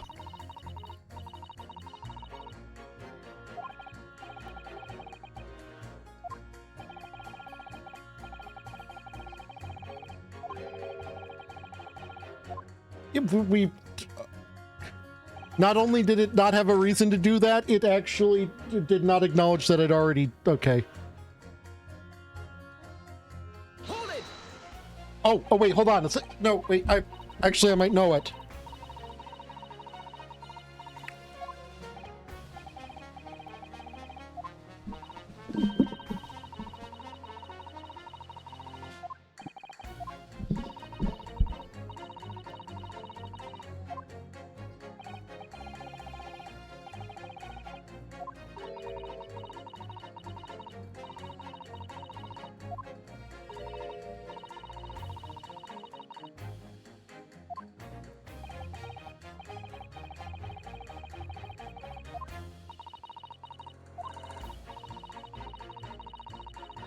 Okay, yeah, there we go. Yeah, we need to, so this is the string we pull at.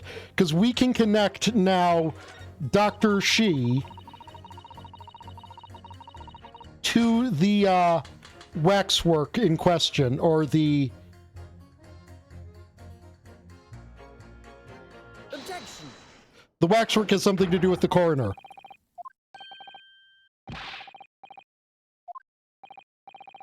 Juror number 2. Oh gosh, me? What can I do for you? I presume you heard what juror number 6 said in his statement. It's brought to light the maiden name of the coroner, Dr. Shi, which in turn has revealed a connection that wasn't apparent before. Well, naturally, as a woman of society, I find such connections and relationships irresistible. But oh golly, I'm afraid I failed to see what you mean. Dr. Shi's maiden name is Stevens. And through that name, the coroner is very definitely linked to the waxworks of the killer.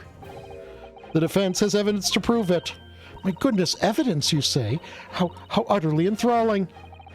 Counsel, the court cannot overlook that last remark. I very much hope there is substance to your claim. Of course, my lord. I would ask the court to look at this.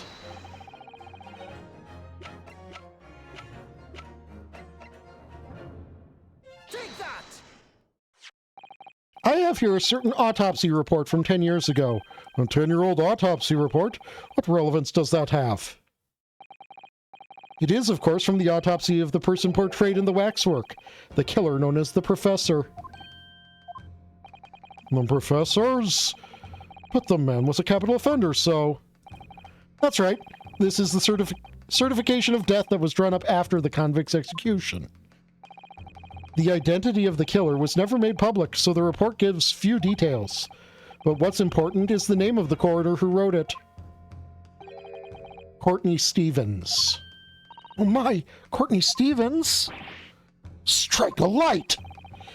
It appears that the professor's autopsy was conducted by Dr. Shi 10 years ago. And a few days ago, Mr. Drebber very deliberately stole the waxworks of the professor from Madame Tuspel's.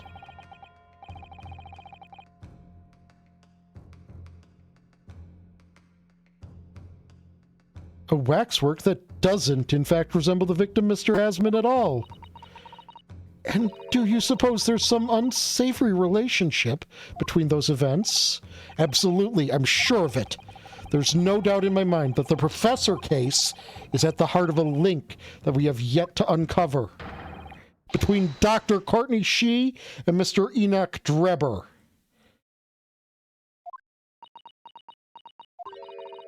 Hidden links, mysterious connections, secret relationships. This is all most extraordinary. We're surely obliged now to explore this further. I feel as though I used logic and deduction and reasoning to get her to,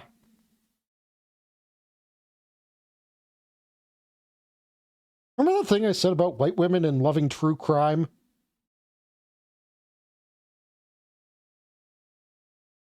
I think she's more enthralled about the twists and turns the trial is going to take than anything else. Right, we can't let this trial come to an end now. No, well, there's a cloud of suspicion hanging over the yard's best coroner. Wasn't like this in my day, but we're still here to uphold justice in the end. Yeah. I'm actually surprised I got him to change his vote on that.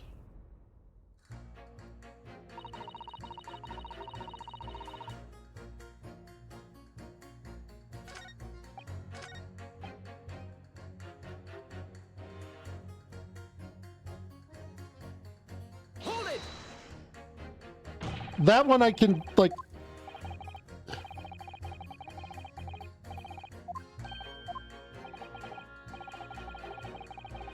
No, I can legitimately just give you a piece of evidence to prove that.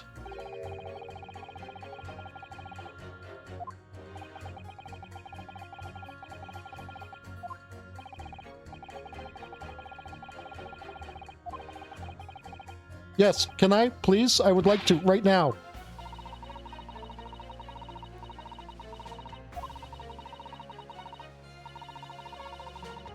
Yes, let me, please.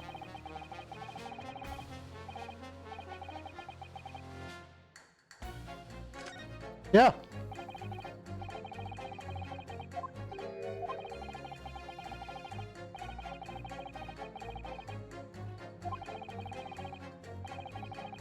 My dude, you're in a jet black coat.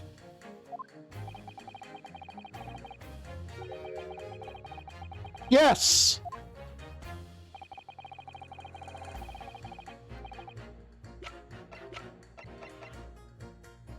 Take that! Look at this glass. What's that? A piece of glass, though it's unusually thick for glass. Yes, it's a piece of broken glass that we found inside the jacket on the waxworks. As you say, it's not ordinary glass, though. It's very thick and clearly made for extra strength. Much like the special glass that was developed for the construction of the Crystal Tower. The Crystal Tower. Holy smoke! Exactly. The centerpiece of the Great Exhibition, where the very incident we're talking about took place. On the day in question, the birdcage fell from above and smashed through a window of that special glass. From whence this small piece originated, is that it? Precisely. So, what do you say? Now that clear evidence in support of the assertion has been placed before you. Well, as I said, I only trust men in white coats as a rule. However, when the reasoning is sound, it's fair to say color shouldn't come into it. Hey, Van Zykes! Listen to this man. In light of what you've shown me here, yes, I feel obliged to change my position on the matter. In that case, juror number 4, you will amend your statement now, please. That piece of glass leaves me in little doubt that the waxworks was inside that birdcage. Okay, hold on. I think I just...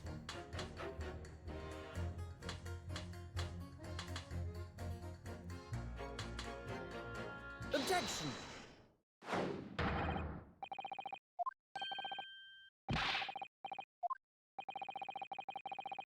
If you could put down your corn for a moment, juror number 5. Oh, you mean me? No, the other juror number 5 who is carrying corn.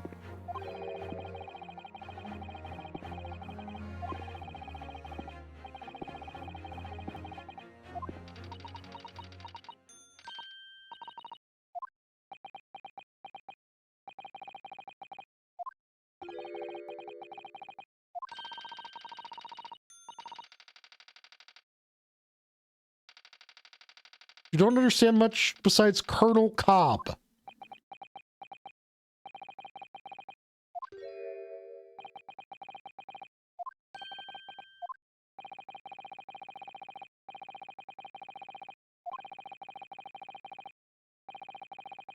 Yeah. I expected it to have changed your vote immediately.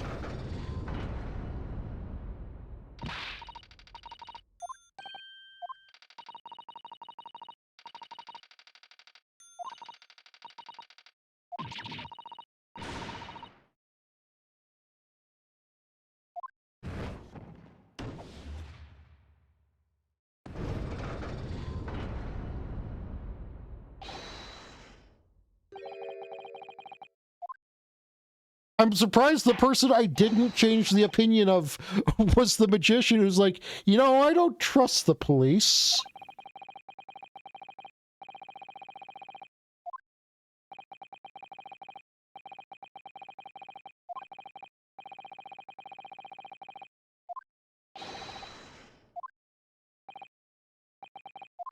Why do you act surprised that you did it? You have done it 100% of the time you have attempted it.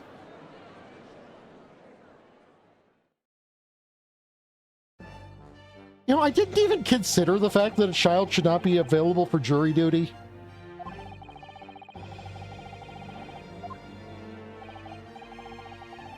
I think I was just distracted by the fact that, aside from being a child, there's nothing that should have excluded her from this.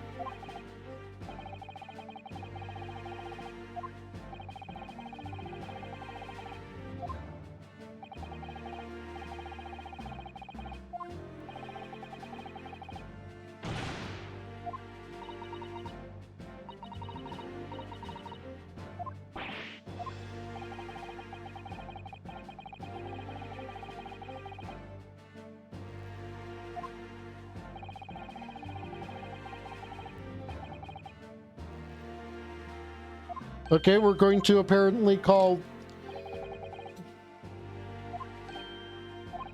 We're gonna call Mommy, I mean, Madam to spell.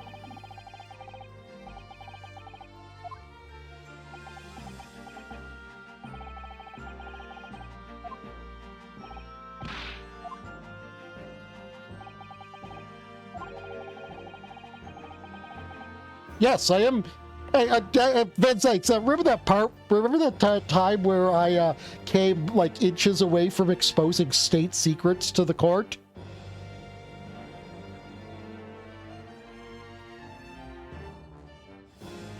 Nothing? Nothing?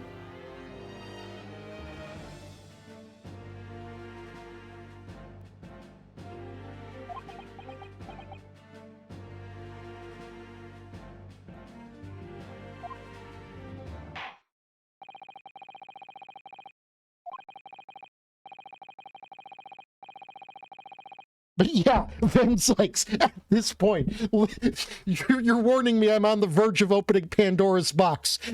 Van Zykes, do you honestly think anyone should consider playing chicken against me?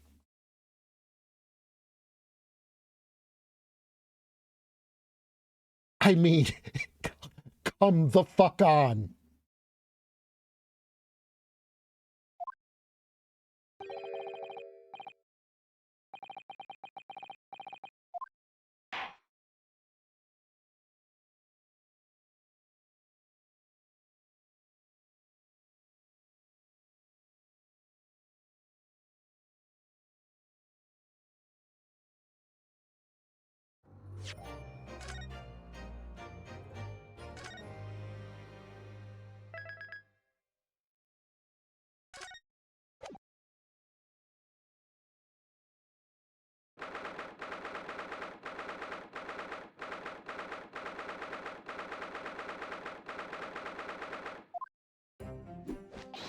Jones, can you just, like, unlock the mask on the thing? Because, like, we know you can pick locks, please.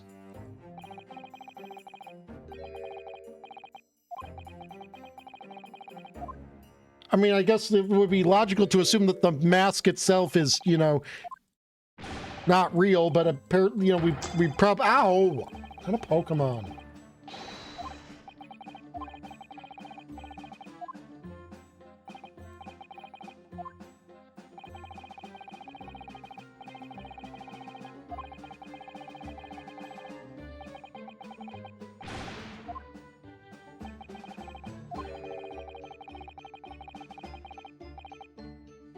I am super cute, so are you.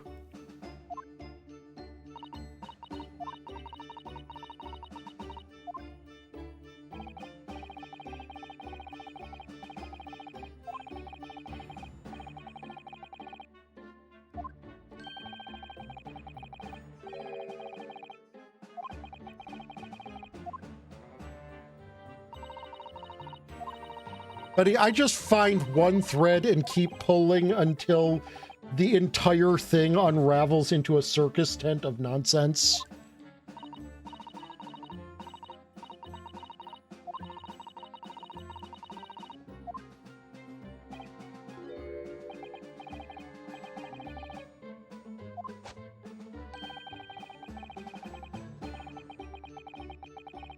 Okay, I think Susato's already getting to it, possibly, that everyone seems to have a tie to this case, except for the accused, and we haven't gotten how the victim is yet.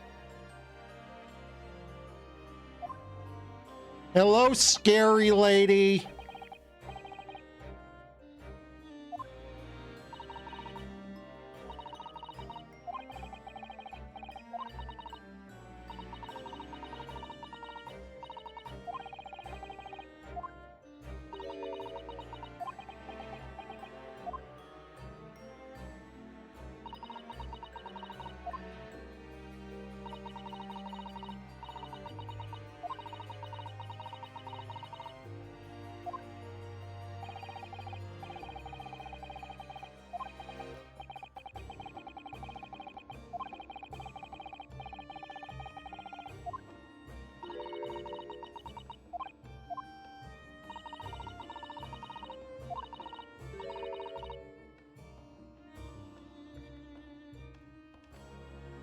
So wait, okay, Strongheart is forbidden Van Zykes from summoning you as a witness?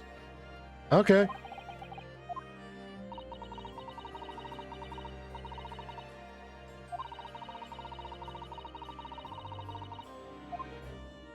You do know the prosecution isn't the only one who can call witnesses, right?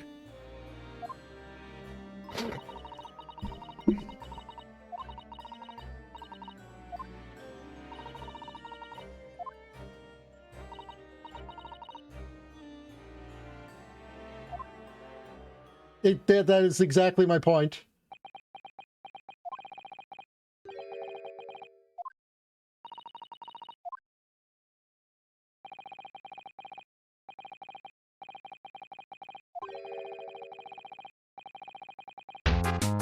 Hello, M. How are you? Mega cute face, squishy bean. Welcome, Raiders. How are you? How was your stream? What was your stream? Yeah, the meaning will become all too apparent whether I like it or not. We're... Choo-choo, this way to DL6!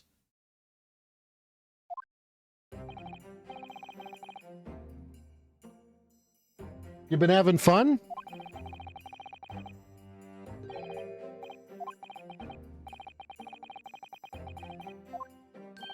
Anyways, welcome, Raiders. Welcome. My name is Oneko Taigo, half demon, half cat, all friend. Am, in fact, cute.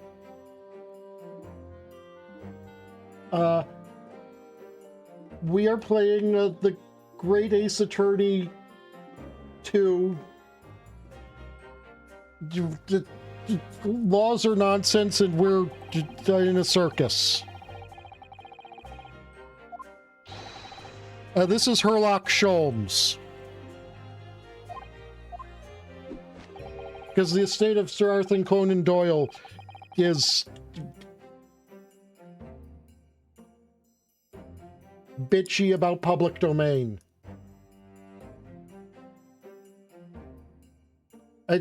You're not wrong. but just so far things have actually been like more flying by the seat of the pants nonsense than usual, with way more double standards than usual.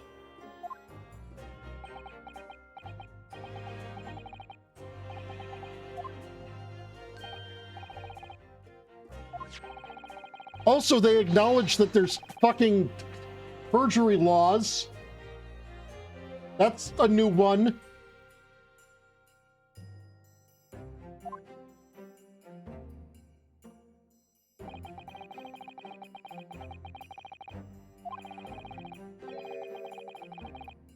But we are definitely still doing one of those moments where, like, there are 20 people involved in this that know shit that they're just not saying because...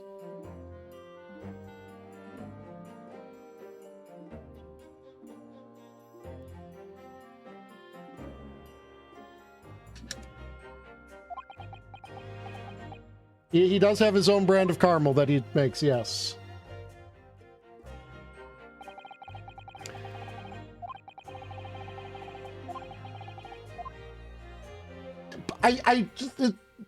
It's always the most frustrating thing where there's that person who's like, this is all going to be important later. Believe me, I can't tell you now because reasons, but this will all make sense later. No, fuck you. Tell me now.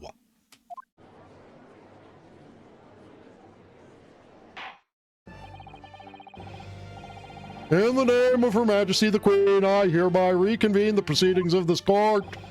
Counsels for the defense and prosecution, are you ready to continue? Ready and able to continue? The prosecution is ready, my lord. Yes, my lord. The defense is also ready. As the court is aware, the case is under our scrutiny with the damaging incident at the Great Exhibition.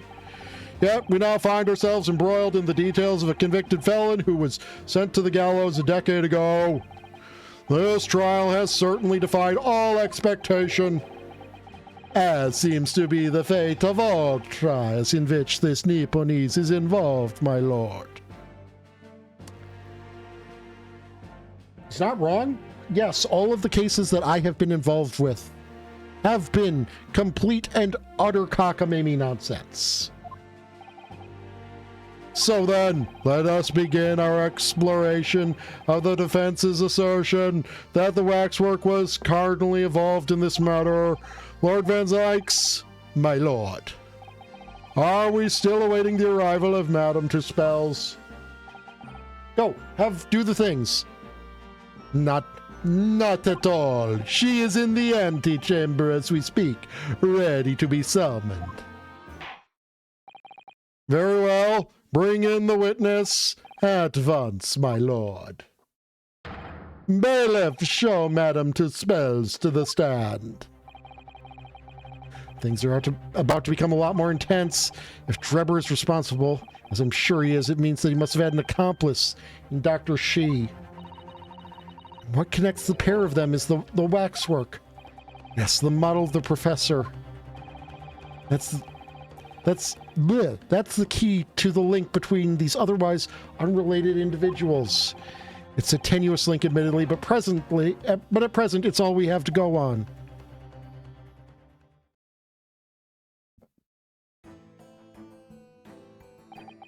State your name and occupation for the court, please.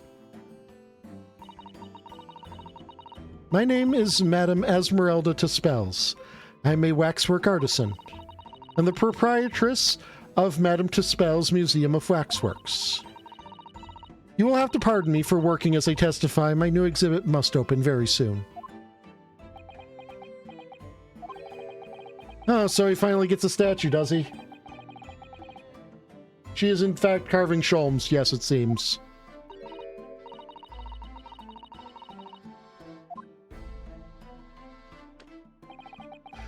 A number of days ago, a particular waxwork model was stolen from your museum. Can you confirm this? Oui, that is true. In the murderer's exhibit, yes. At first, we believed it had been kidnapped. A waxwork model? Kidnapped? Yes, my lord, there was a demand for ransom money left behind by the culprit. However, according to what I have just been told outside the courtroom, that was not the true reason. I understand it was utilized as a substitute for the body of a murder victim? At present, that is no more than conjecture proposed by the defense. This is the victim of the case in question, Mr. Odie Asman. But of course, I know him well. He is a part of my odious personages exhibit. I detest to say what is evident, but Mr. Asman does not resemble the professor at all. Yes, but perhaps their faces are very similar. Are you suggesting that we should see now the demasked visage of the professor? I have here the key, but it is strictly forbidden to open the lock. This is absurd. Pardon?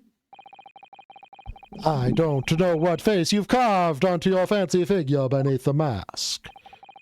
But clearly it won't be that of the actual killer. Indeed. The man's identity was never made public after all. The trial took place in a closed court. The proceedings were strictly confidential. The condemned man was summarily executed. His identity remains a closely guarded national secret. There is no possible way that a repository of tawdry exhibits could get its hands on that information. Quai d'Almage. I don't know what that means. It would seem you are unaware of the two spells principle. What principles? The family Two Spells has always prided itself on sculpting its models in a la perfection. Every detail, including the visage, is fashioned with complete fidelity. Et voila, our principles. There's a well-known legend about the Two Spells waxworks from the time of the French Revolution. A member of the Two Spells family is said to have made a waxworks of the queen who was executed. Oui, that is true. It was a century ago now. I believe the queen's face was carved in the minutes following her death, actually, at the guillotine site. You are correct. The model is on display, still today in the House of Horrors. We Two Spells will stop at nothing to obtain a faithful replica of our subjects. Dear me, a somewhat disturbing tenacity of purpose. It is the only way to obtain a truly lifelike representation of the subject. And it has been my family's secret for generations. Do you mean to say that beneath that mask, the true visage of the killer is there? This is ludicrous! It is out of the question! The professor spread terror throughout Great Britain. As a result, the Madame Two Spells special exhibit remains extremely popular even today. The killer emerging from his own grave. It is a sight to behold. You should come. I have seen more than enough people rise from coffins. Thank you very much. I think, madam, it would be beneficial to hear your formal testimony on this matter. You explain every detail of this macabre model and your personal involvement in its creation. With pleasure.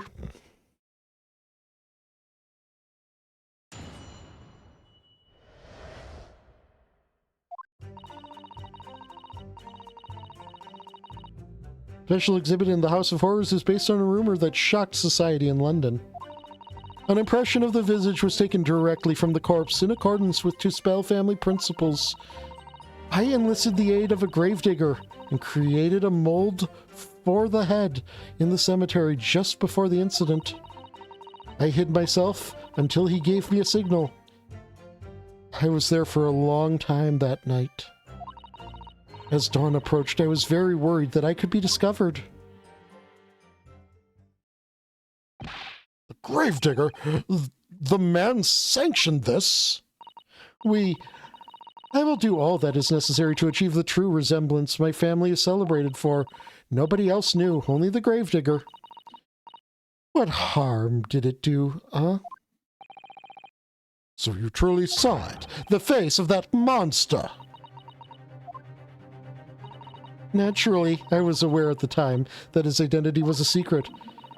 But two spells would not be two spells if we did not insist on absolute fidelity to our sculptures. I don't believe this. I myself have seen the special exhibit at your museum, madam. A truly blood-curdling scene in which the murderer is emerging from his own grave. The scene it depicts is the subject of many rumors in London 10 years ago. I have here a newspaper from the time.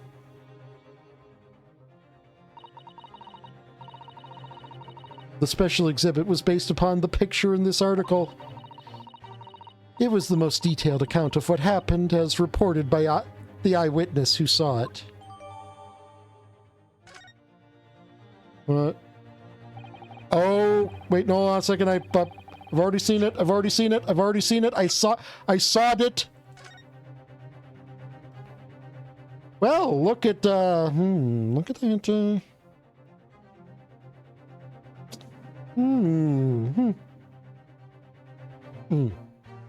Weird. Weird, isn't it, huh? Odd.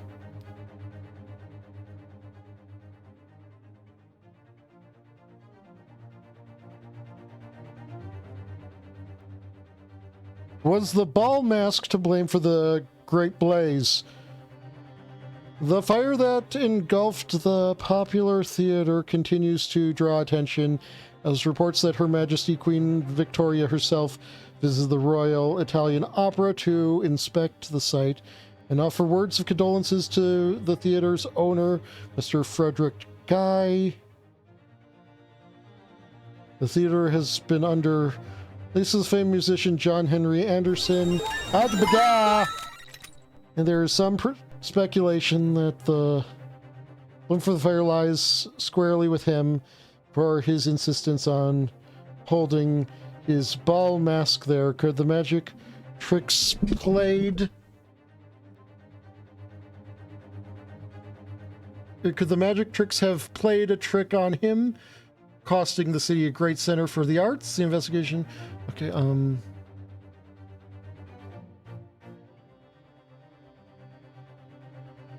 Hey! Look, the Darwin!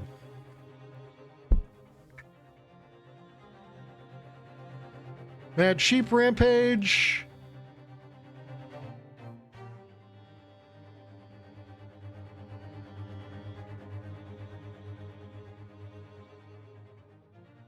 Oh, hold on. That might actually the newly.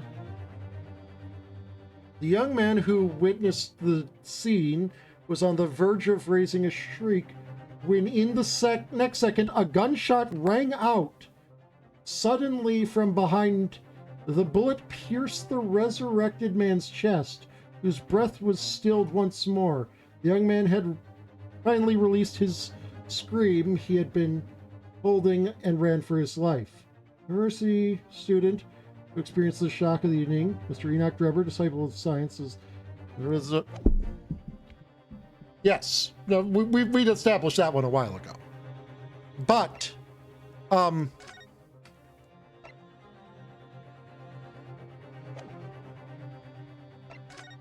this picture sure was done by Odie Asman.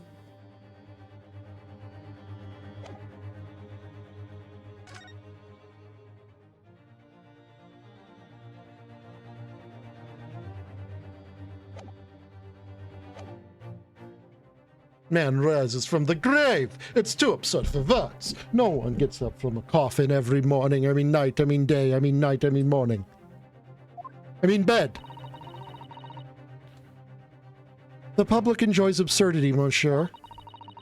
That's why I've reproduced the scene as carefully as possible in my museum. And it's a waxworks from that exhibit that was stolen some days before the incident at the Great Exhibition, wasn't it?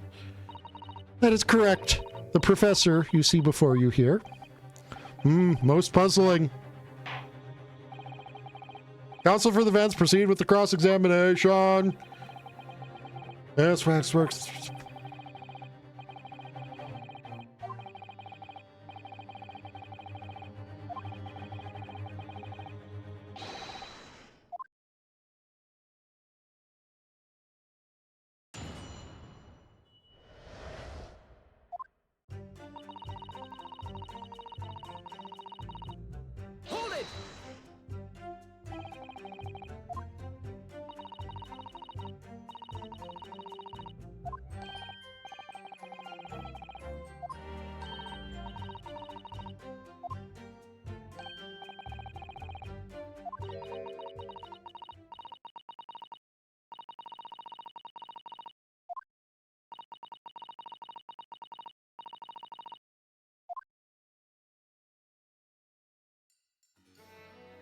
It was in Lowgate Cemetery behind the prison in the dead of night after the execution of the killer.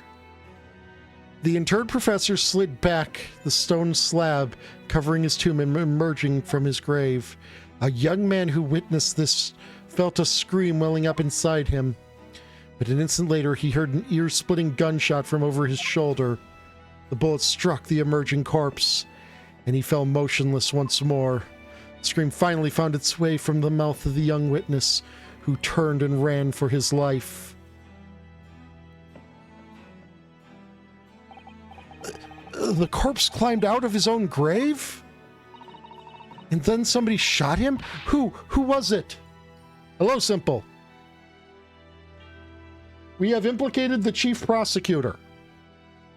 Or not the chief prosecutor, the chief forensics person. Nobody knows, even today. But remember, it was just a rumor. Perhaps nothing more than a ghost story. The good people of London, they love stories like this. That is why in every newspaper across the capital. But was it just a story? I mean, this is exactly the scene that could be seen today at your museum, isn't it? The special exhibit was modeled on that very illustration. For a while afterwards, the contents of that article were reproduced in every newspaper imaginable. Madam, might I say something? Please, go ahead, mademoiselle. When something is described as a rumor, it doesn't necessarily mean it's entirely made up. I believe that often rumors contain elements of the truth. Ah, I see that people from the East can be just as astute as the people of Europe. And she isn't a racism. Which means she has clearly left everything French about her, except the accent behind. Can we be sure, for instance, that the professor's execution was successful?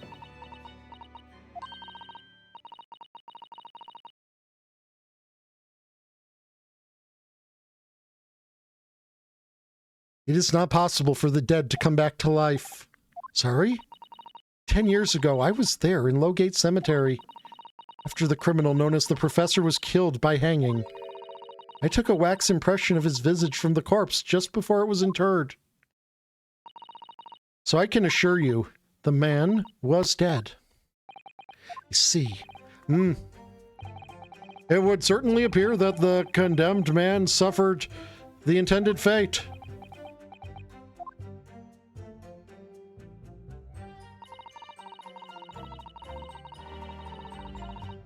Hold it!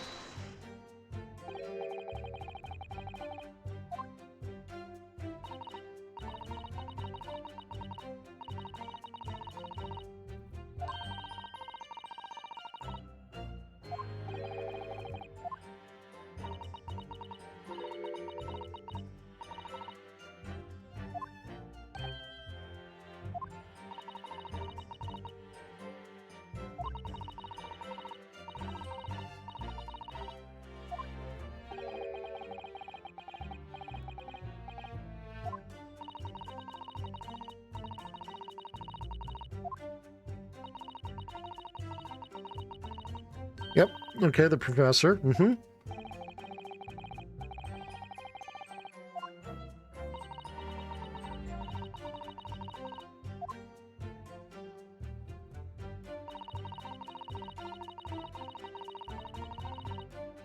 it! Yes, that is most definitely illegal.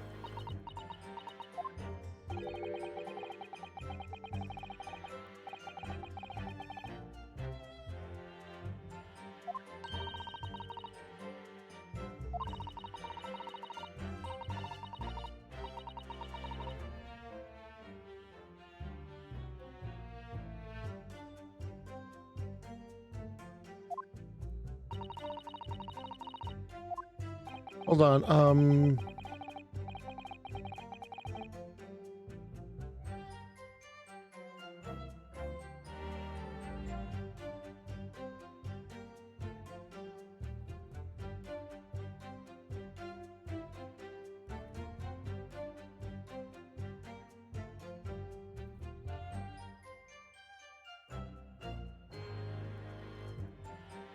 Not that kind.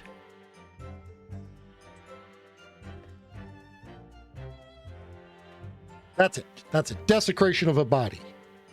Statute of limitations on desecration of a body.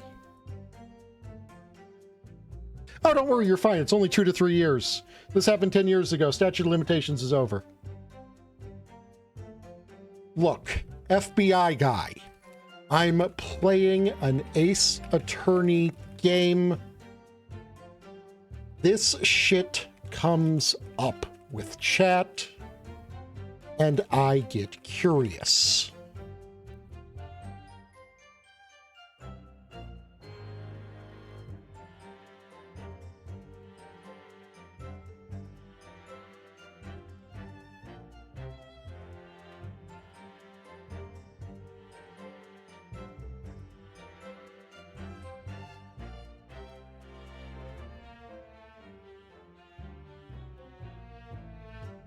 The man was convicted in a closed court and sent for immediate execution. And surely nobody but the members of the judiciary present know the killer's true identity. I assure you, behind that mask is hidden the true face of the professor. Do you realize what you're saying? The professor's identity is a national secret. I understand.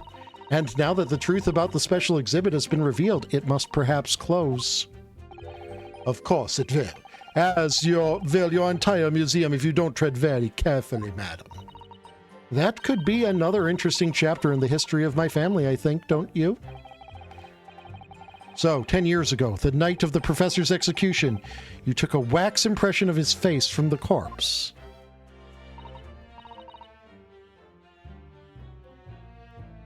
Oui, exactamente.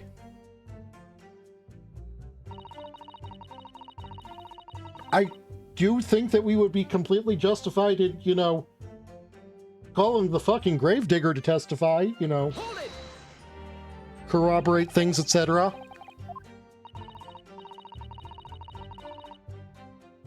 We had some difficulties in capturing the subject's form correctly. As I removed the mask, the mouth of the cadaver fell open, and she had some problems with the chin. Dare I ask? The man had been dead for a short while already, you see. His muscles were relaxing, and consequently, his chin would not align itself correctly. Oh dear, what a horrible thought. Under normal circumstances, I would have an assistant with me. However, that night, I was alone, and as a consequence, I missed my preferred window of time. What do you mean? When I take the impression of a visage of a cadaver, I always wait until 3 hours after death. Why 3 hours? Is that amount of time significant?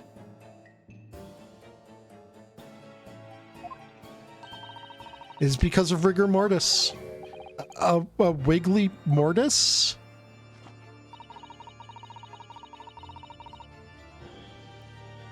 Uh-huh, that's a possibility. It is the name given to a phenomenon that occurs in recently deceased bodies. As a rule, 3 hours post-death, the muscles in the body begin to stiffen. By approximately 10 hours post-death, the entire body is completely rigid and inflexible. Then from that point on, the muscles slowly start to revert to their relaxed state. The effect is often used to estimate the time of death when a body is discovered. Well, that was an education, if a slightly scary one. As the Mademoiselle says, rigor mortis commences 3 hours after death, and it starts in the jaw. I see. So that is why you wait.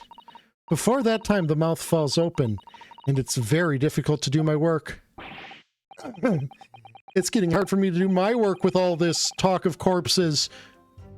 I don't know how, considering the number of murder trials you've been involved in. Yes, the information will be significant.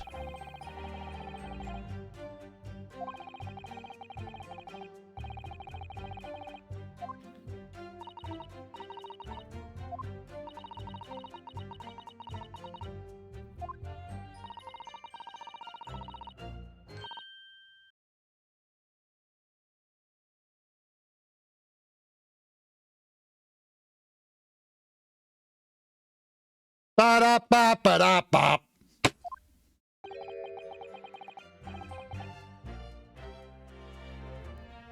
This is no time for jokes, Mr. Sato.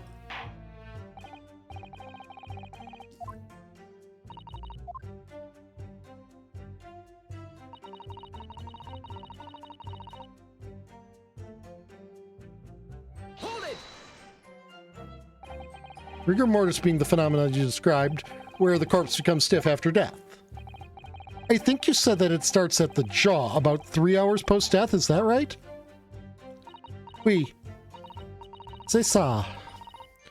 Of course, that exact duration depends a little on the season. I didn't realize waxwork artisans would be so well versed in the subject. No. That is only elementary knowledge in the field of legal medicine.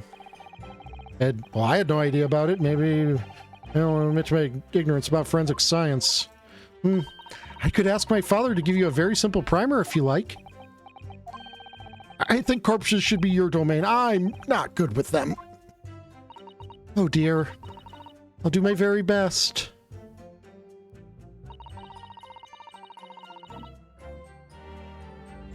Okay, I've got...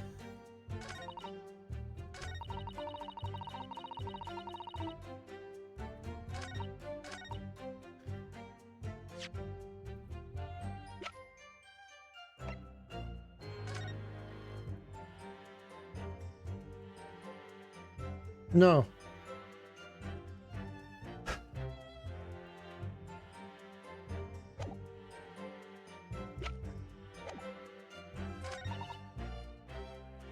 I don't know if which of these is the right one to present this on, but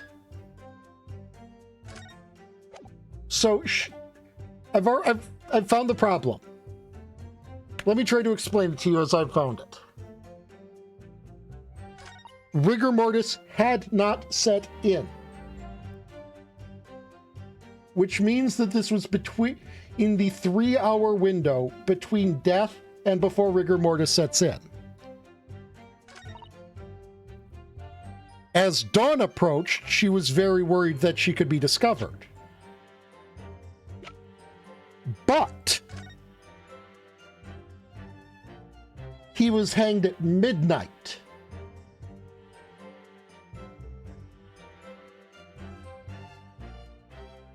Now, I'm not the surest about Britain and its sunrise sunset patterns, but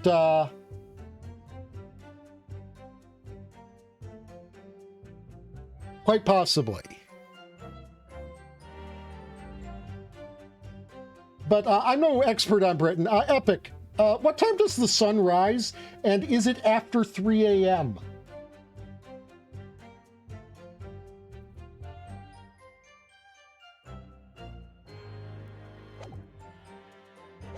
Quite possibly a good idea. Yeah, I tend not to like to press the last statement because then we go through the whole, let's consult with Susato, blah, blah, blah, blah. Hold it! You say the dawn was approaching. What was the time of day then, approximately?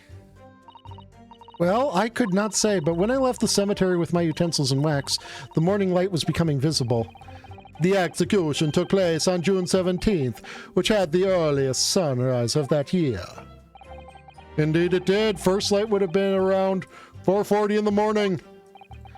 That really is early. Fact is, I had very little time, so I finished my work in half an hour. It was necessary to complete the impression and bury the body before daybreak, of course. If somebody had discovered me there, it would have been a catastrophe, so I had to hurry. Is it me, or does Mr. Sholm seem to be taking shape more quickly now, too? You certainly appear to go to extraordinary lengths for your work, madam. Oh, also, nice to see you again, Astro. Yes, it is significant. Madam, those details about how long it took you to complete the sculpture and the early sunrise, could you include them in your testimony? I believe they may be significant. Of course, if you would like me to. You're quite right, Mr. Naruhodo. It's intriguing.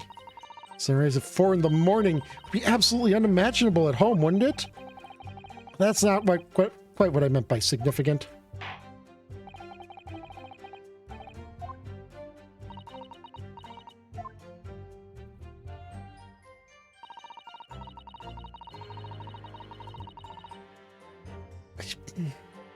I still don't quite know if it's the right place to, because it like requires both of these statements in conjunction.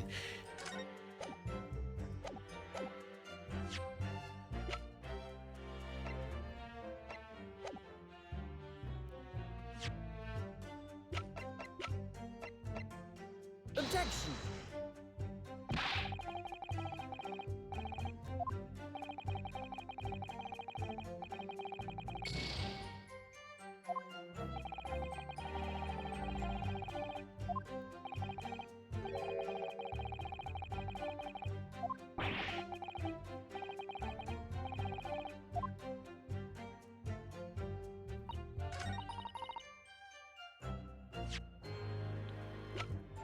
Objection. Okay, so it was this one.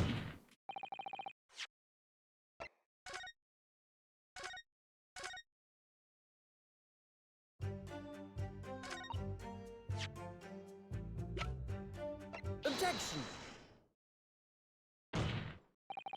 Madam Spells, I have here an autopsy report that was filed 10 years ago now. It confirms the death of the professor following his execution at the gallows.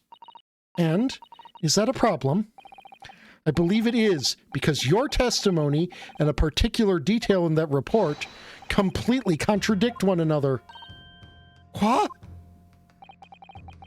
Are you going to explain yourself, my Nipponese friend? According to her testimony, Madame Spells was creating her wax impression just before dawn. And at that time, rigor mortis had not yet set in. Am I correct so far, madam? You are, yes. As I said, the stiffening of the jaw is the first sign of rigor mortis 2 to 3 hours after death.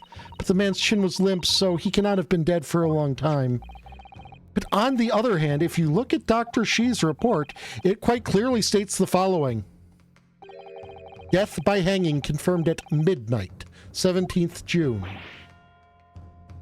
No! If the professor indeed died at midnight that day, then by the time you were sculpting his face, rigor mortis would have already set in. Whee, yes, you are right, the chin. It would have been completely stiff. In other words, this report is wrong. Objection. No coroner makes mistakes when recording the time of death. The very idea is absurd. In that case, there's only one possible conclusion. The execution didn't actually take place at the stated time. Impossible!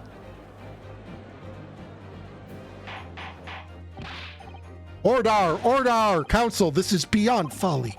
Not only do you indict the author of the report, Dr. Shi, but you also implicate members of the staff at Barclay Prison where the execution took place. By heck! Extraordinary! Not in my day.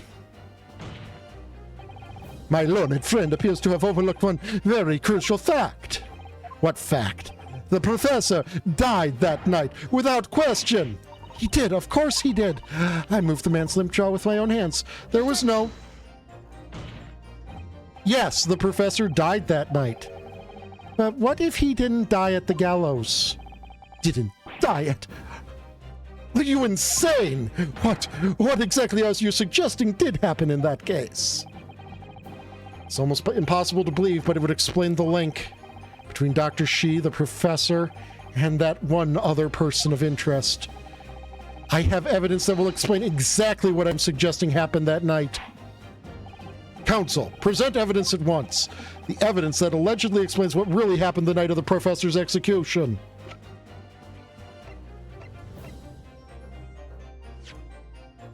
%?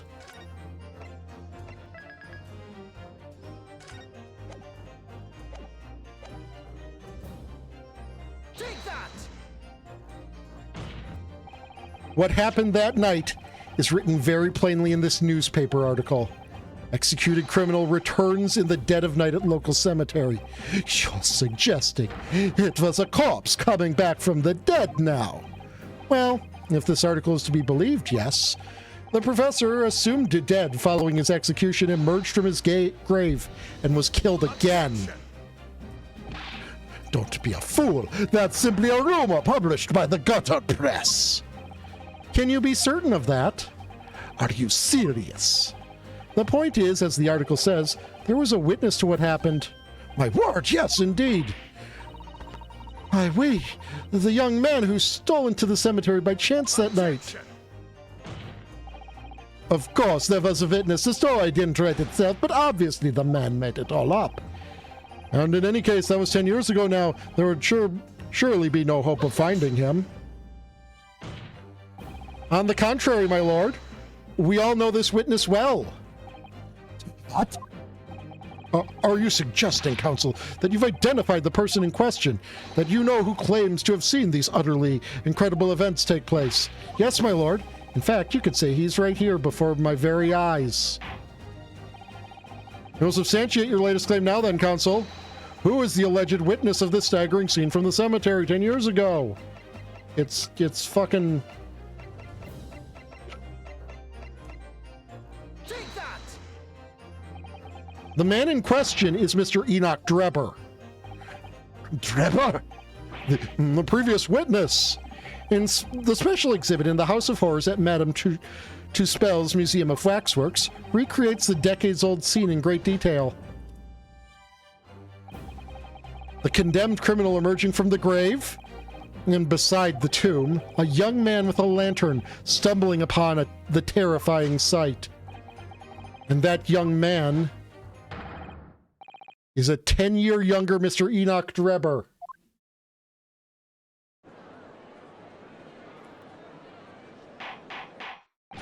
Ordar! Ordar! Ordar! Surely not, counsel. Drebber was there, in Lowgate Cemetery.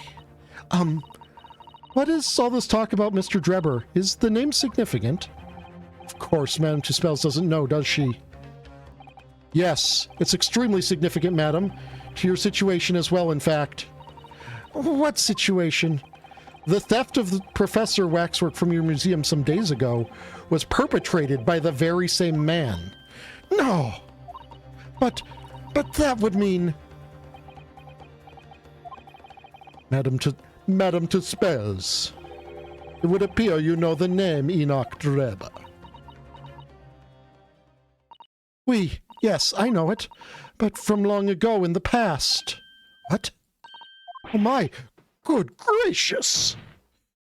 Explain yourself. Tell us everything you know. Yes, of course.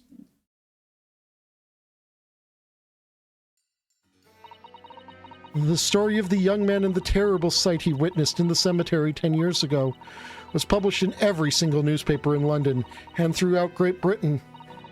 However, in all of the articles, the witness was simply described as a certain young man. No details were published about his identity. His name was never revealed. Well, that's kind of suspicious. That is, apart from in one newspaper. The Daily Circus. It's the paper from which comes the article I have shown the court. You're saying that his full name was only published in that article. Goodness me, yes, here it is. The university student who experiences the shocking event is Mr. Enoch Drebber, a disciple of science at University of London and a resident of its student dorms. Unbelievable. When I read the article, I went to meet with the man. His discovery of the condemned criminal coming back to life in the cemetery in the dead of night would make a perfect exhibit for my House of Horrors, whether it was the truth or not. I see. So you went to meet Mr. Drebber in order to sculpt a waxwork of the man, did you? Exactamente. He was studying science at the University of London in those days. He was just a poor student. I paid him £5 to model for the waxwork. And since that time, it has been in my museum to recreate the scene of terror from the cemetery.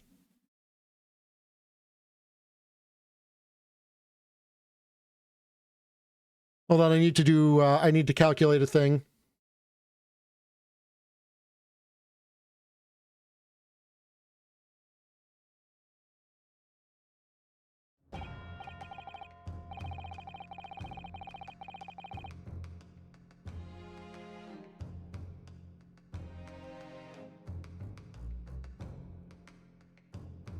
Shit, she paid him fucking $800.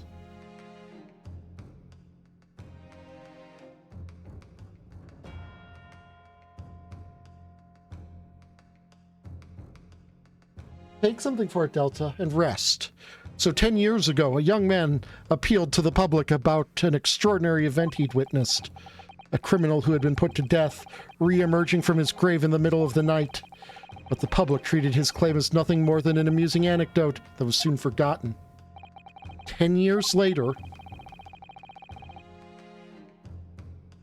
the same man steals a waxwork model of the executed criminal, ostensibly to use as a body double for the victim in a case we're discussing here today, even though the waxwork's build is a poor match for the victim and its face is obscured by a mask. So the question is, why would the man do such a thing?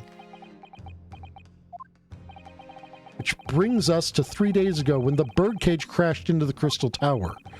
If the birdcage had in fact contained not the body of Mr. Asman, but that same waxwork, the coroner from Scotland Yard who investigated, Dr. Shi, would have noticed immediately. And yet she submitted this autopsy report for the victim, which the court has seen earlier. Why? Because the waxwork was that of the professor. Is that what you're saying? Dr. Shi put her name to a document confirming the death of a condemned criminal who was still alive. A criminal whose apparent resurrection was witnessed by Mr. Drebber. Oh, are we saying she was basically being blackmailed? Oh, that's what we're saying, isn't it? The fact that it was the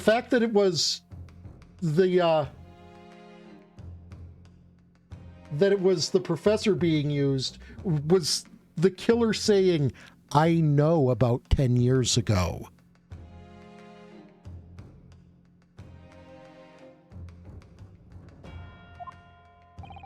But that misconduct was a deadly secret the coroner would do anything to protect, which is precisely why Mr. Drebber used that particular waxwork as the body double.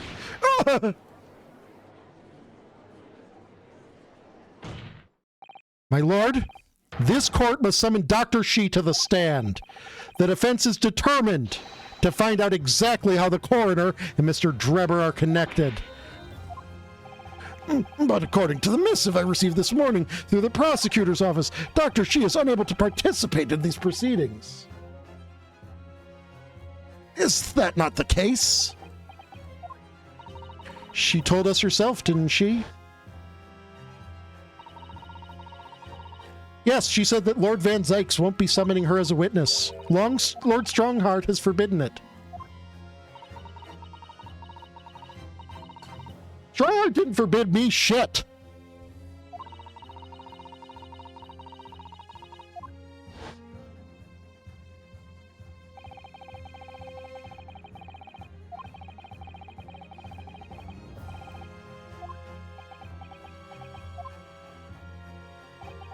The prosecution calls for the instructions in that missive to be scrapped. But Lord Van Zykes, the missive was issued from the Lord Chief Justice's office. The assigned prosecutor has the final say on policy in any particular task. In other words, me. Now, Van Zykes, I call her. Yes. Let Enoch Drebber and Dr. Shi both take the stand together. The defense has the right to call witnesses. Order. Very well, I will uphold your request. Bailiff, send a subpoena with immediate effect addressed to Dr. Shi of the Forensic Investigation Team. That woman is compelled to attend on Her Majesty's orders.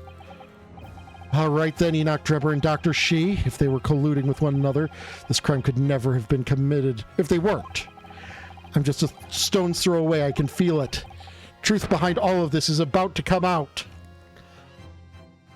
You know, like at this point, in a case of, reasonable doubt, etc., I can just, fucking step away. I haven't just muddied the waters. I think there is a little bit of water present in this mud.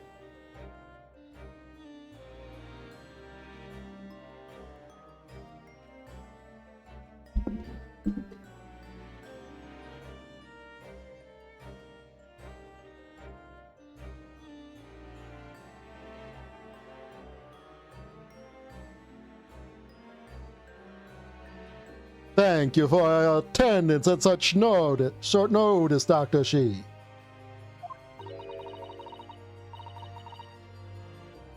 I'm disappointed in you, Lord Van Zykes. You've completely betrayed the agreed policy of both Scotland Yard and the prosecutor's office. Betrayal is not in my nature, as long as the truth isn't compromised. If it is, if there's even a hint of wrongdoing, then no matter whom it concerns or disgruntles, I will pursue the matter to the bitter end, as would any prosecutor worth his salt. Rings of which I can totally cross, and I am not compelled to bend down and count its grains. Wait, no, that's rice. Mr. Drebber, you took the victim's life by means of a machine that you constructed in your workshop. And Dr. Shi, you, as the investigating coroner, you were the first at the scene to examine the victim's body. It is the belief of the defense that you collaborated with each other and were both complicit in this crime. And where's your evidence?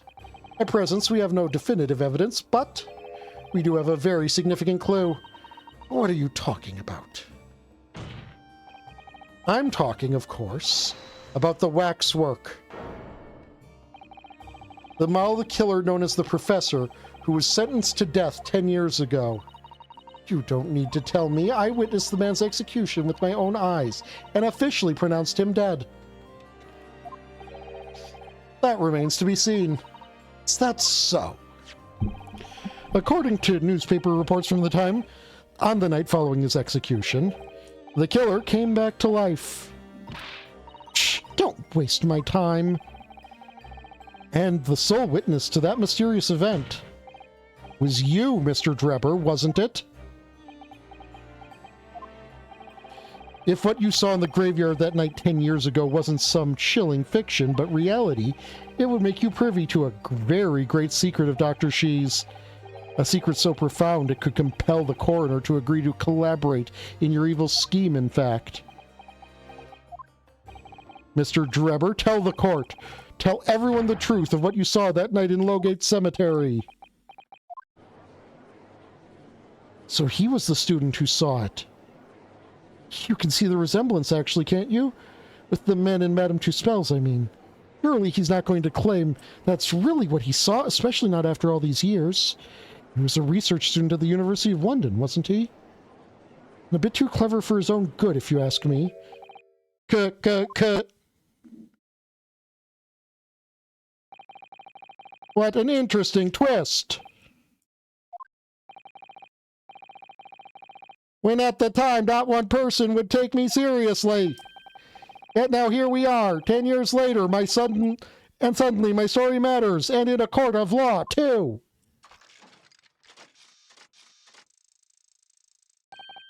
Very well then, if everyone so wishes.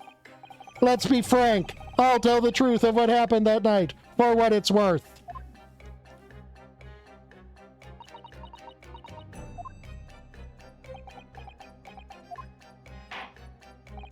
So, Mr. Drebber, your testimony, please, about the events of that night 10 years ago.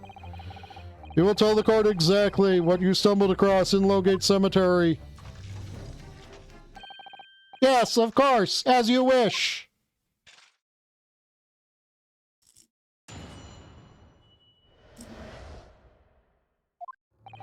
The reason I was in Lowgate Cemetery at all 10 years ago was for a spot of moonlighting, shall we say. Yes, the illustration in the newspaper article was based on what I witnessed that night. But thinking back now, I realize I never actually saw the professor. Soon afterwards, I was visited by a young woman who sculpted a model of me from wax. I gave up on my dream of becoming a scientist, and it was all because of that newspaper article. Well, I've got, wait a minute. You're claiming you didn't actually see the professor now? Of course, you'd have to have a screw loose if you believed a corpse could come back from the dead. So you're saying this article is Not worth the paper it's printed on. I think that would describe it perfectly. Yes.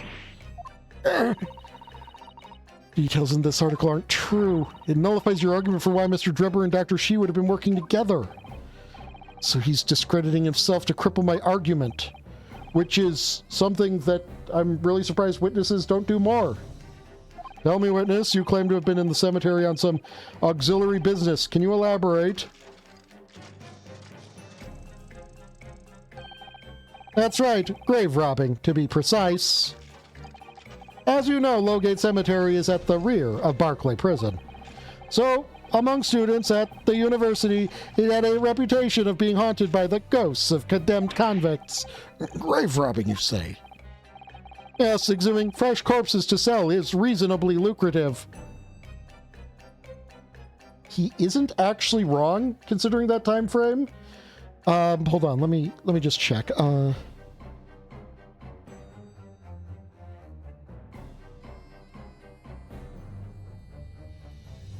Resurrection Men.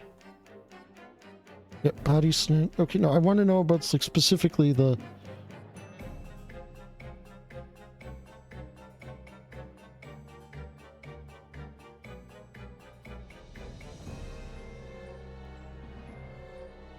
Yeah, as if I'm not already on several lists.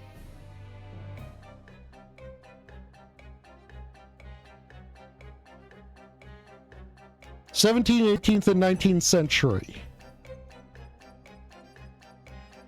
Yeah, so that would have definitely like been this time frame. I believe some of the most famous ones were Burke and Hare.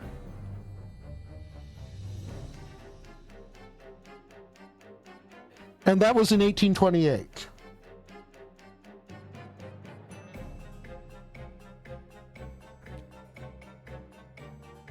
Exhuming fresh corpses to sell is reasonably lucrative.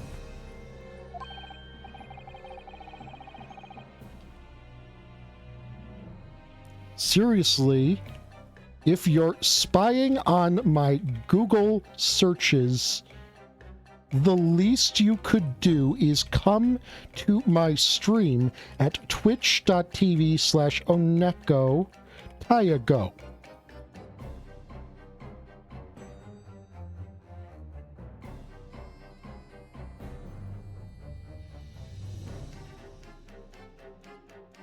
The context for these searches would make a lot more sense. Well, at least a little more sense. Ace attorney cases are weird like that.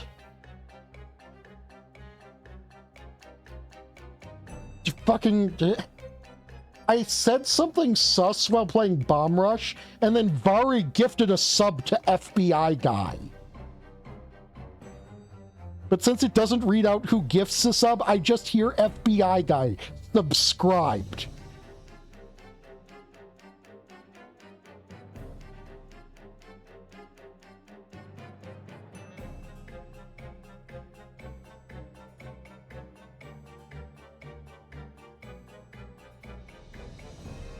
Of course, I never laid a finger on any valuables buried with the dead. Ah! The resurrection! Resurrectionist is another term for the... is actually probably the less silly term for what were called at the time the Resurrection Men. And yeah, you didn't actually steal their shit, you just stole the body, because technically the body didn't belong to anyone. Damn it, Vari!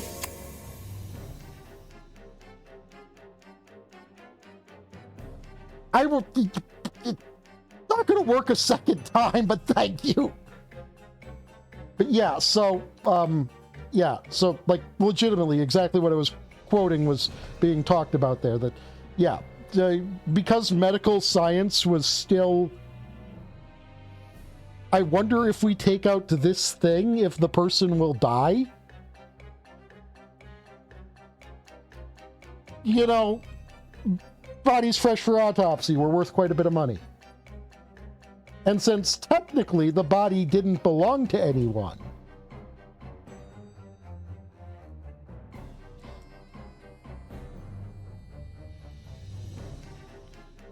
so you have one of the so-called resurrectionists, a particularly unpleasant scourge on society. Laws have of course been amended since then. Actually, my fellows and I went by another name. The Repurposers.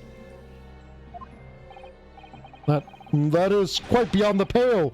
You would invite divine retribution, sir. Yes, well, I think I suffered retribution enough. The Daily Circus eventually unearthed my name and put it in print. It caused me a great many headaches. In the end, I had to leave the university. That was the only paper with the bad grace to identify me unambiguously, I might add. See, out of interest, who drew the illustration for this article? Ah, yes, that was the reporter who exposed me. He sketched that right in front of me as I described the scene. Obviously, as time ticked on, I bitterly regretted what I'd done. Claiming to have seen something I never truly saw. Foolish. Very foolish. Well, counsel for the defense, you may proceed to the cross-examination now.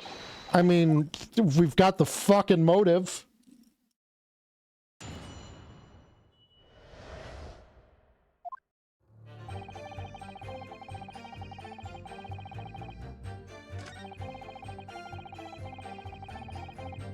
Hold it! Let's get you to say more about that, can we?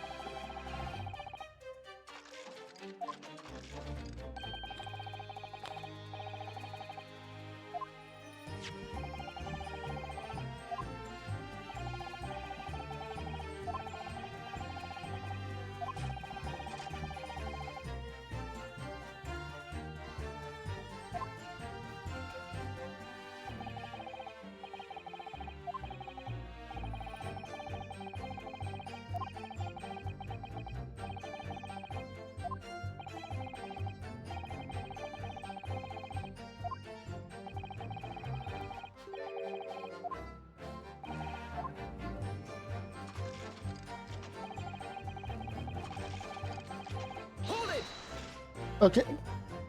I know what I need to get at. I need to just get at a point where he says he fucking despises that reporter.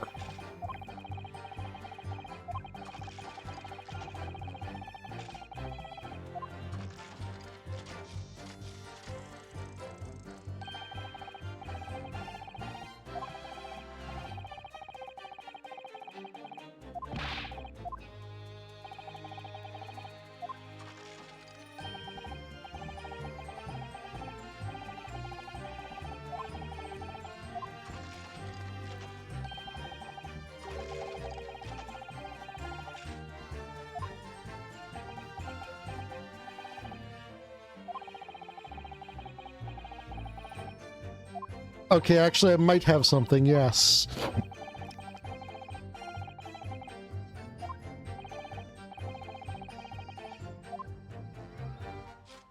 You see, he saw the,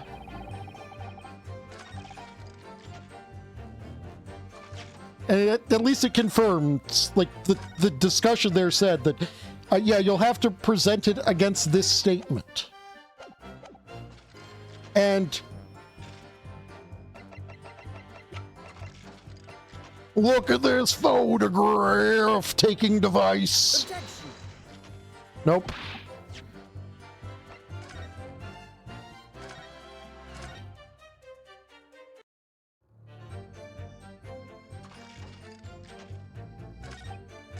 because I'm like probably a few steps ahead of where I need to be, because there is blood on the bellows of this camera.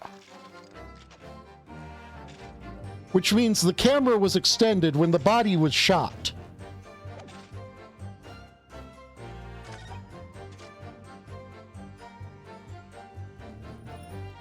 Stretchy. Hold it!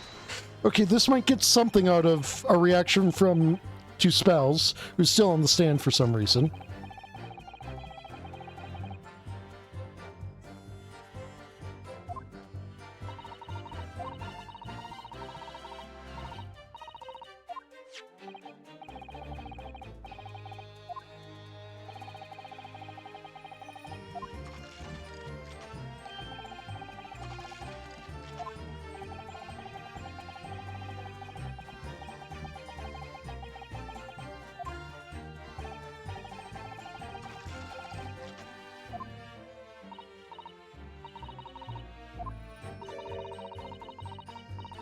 Oh, here we go. This is going to be the thing that gets the camera involved. Did you? I can't say I remember. What was it, madam? His camera. Oh, yes, I made a point of taking it with me whenever I made my excursions into any cemetery. You took a camera with you, sir. To what end? To record the details of the bodies I disinterred. But I had no intention of ever visiting a graveyard again after that night, so I sold it. I see. But I still have it, monsieur. It's part of the special exhibit at my House of Horrors. I am very meticulous about such details. It is the Two Spells way. Yeah, I guess we had never actually proved that that camera was actually... We had seen that the camera was on the waxwork.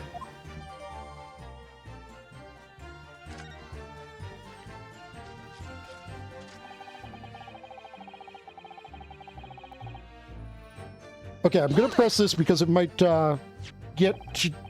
I fucking hate that reporter.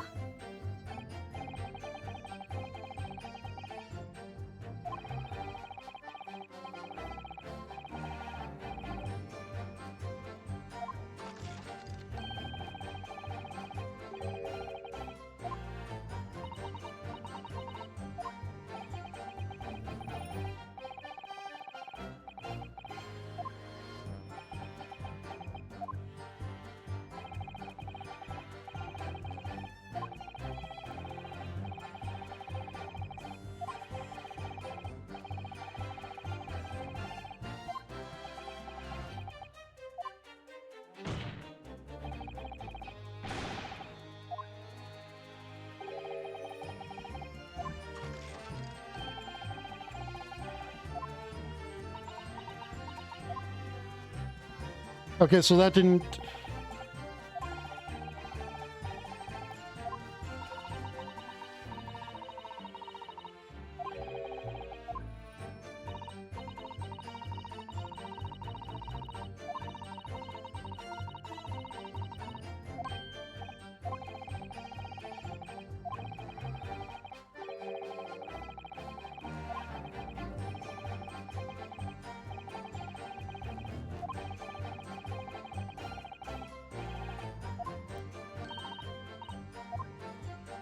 Seriously, I've got the motive that's just dangling.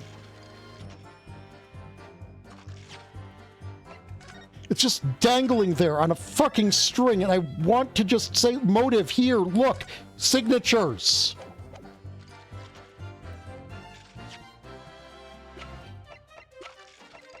Objection!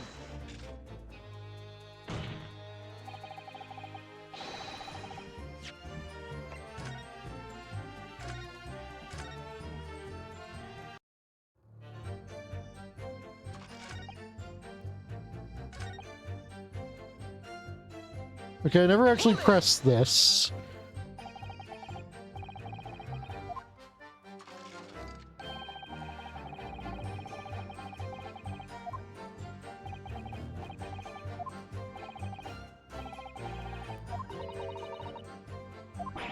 Yeah. I mean, there's a reason they were called operating theaters.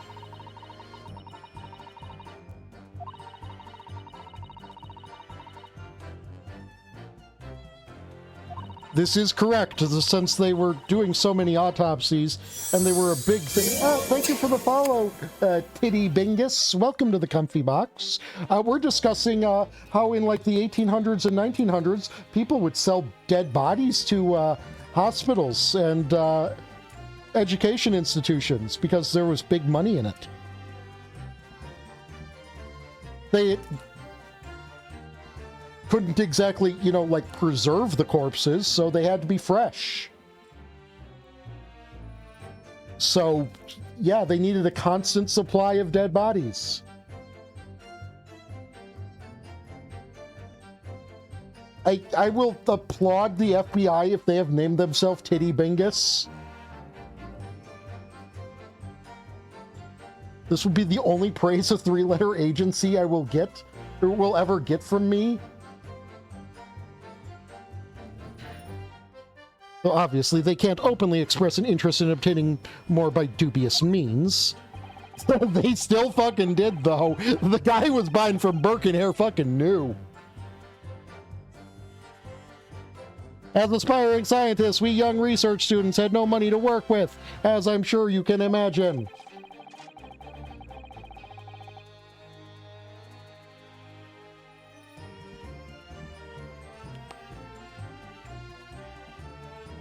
I've just realized something that is totally just a viable route of attack.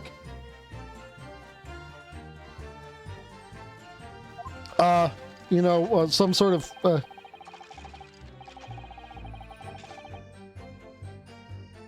who might have, reason to, want to study dead bodies? Who might have been one of his, clients? Someone who did a lot of research on dead bodies. Who could possibly have gained from this and purchased dead bodies from him and has already shown to do weird things with the books, like buying 500 scalpels? That's a lot of scalpels. Maybe that's an expense written off for the purchase of, say, I don't know, some sort of illicitly gained good, like a body.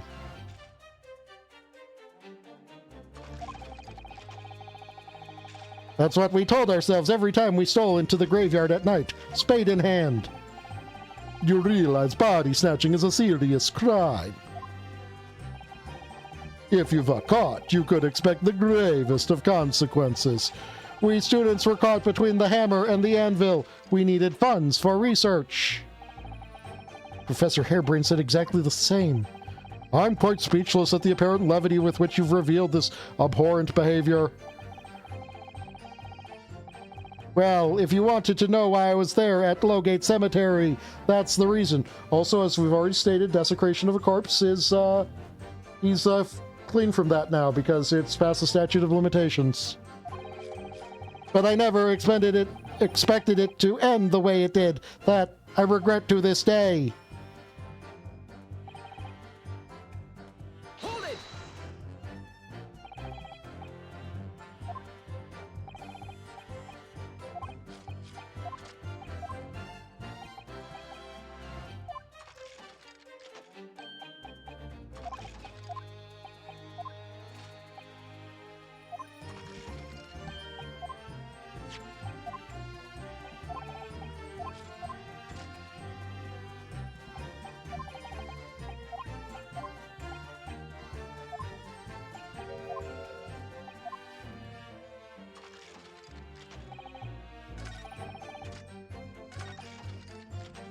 Maybe I need to press this statement again? And he'll say, like, present some evidence that says I was there and saw what you say I saw.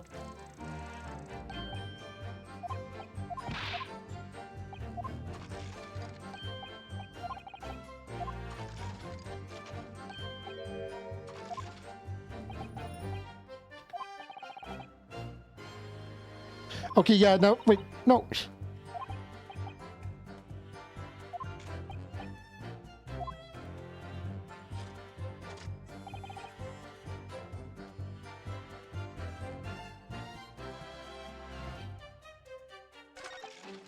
Okay, so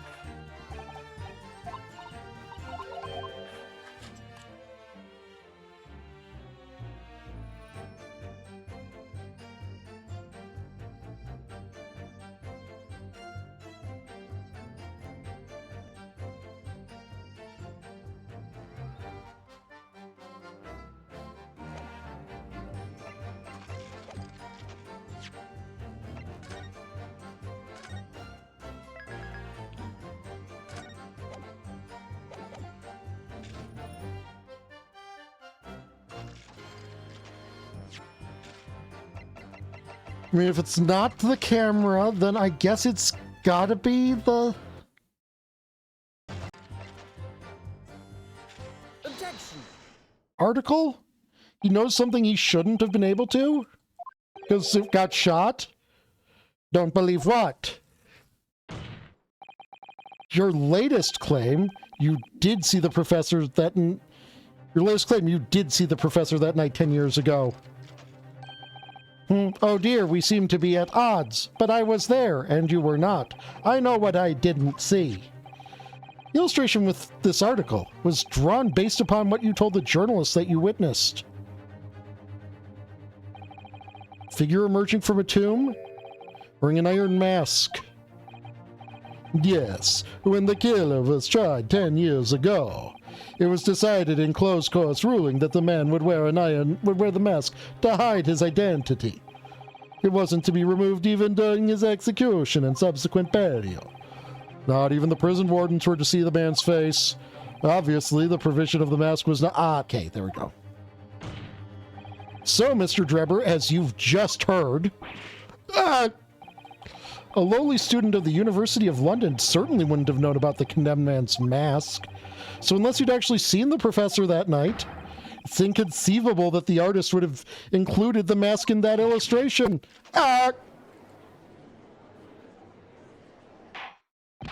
Ordar, ordar. Well, Mr. Drebber?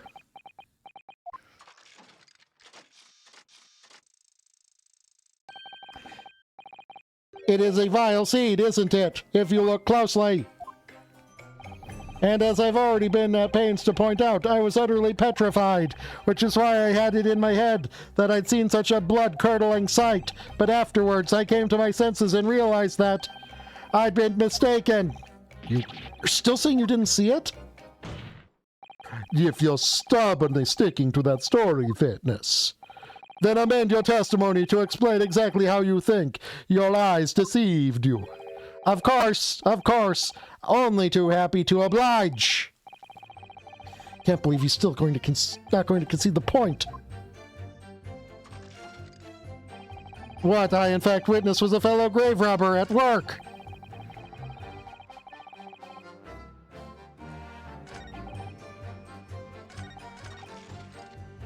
Porqué the fuck? Fellow grave robber, what are you talking about?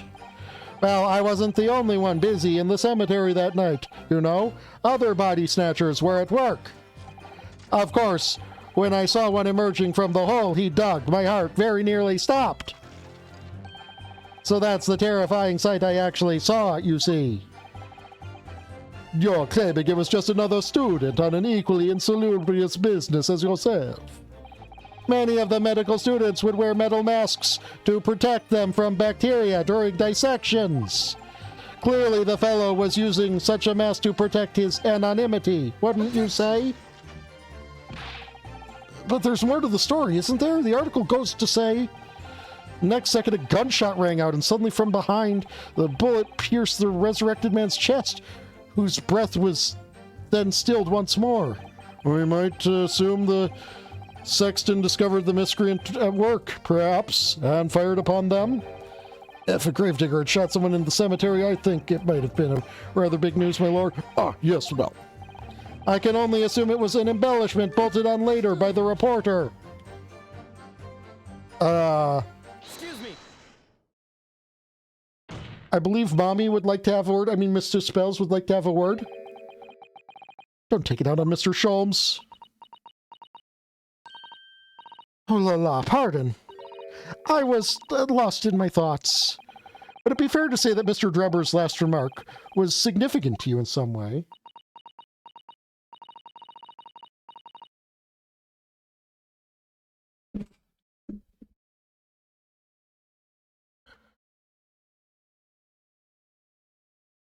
Why is it no?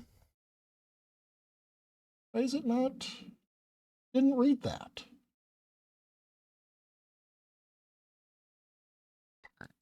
Can someone say something in chat, please?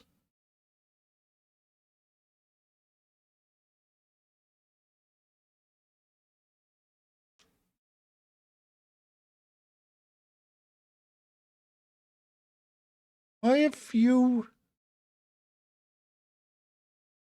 stopped texting to speeching.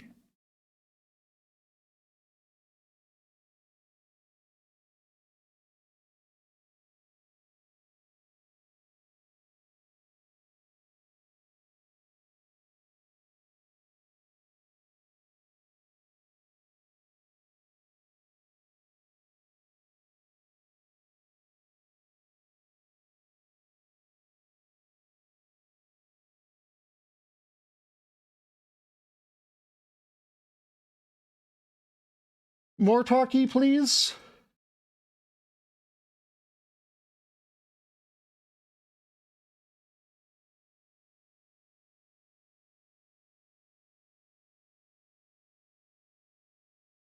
That is a... Thank you for the biddy. That's a direction I thought it wasn't taking. Okay, hold on one second.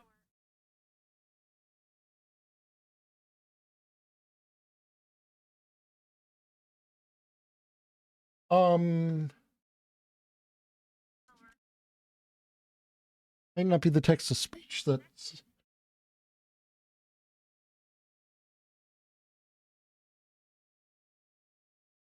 Okay, doing that apparently froze the game too. Wonderful.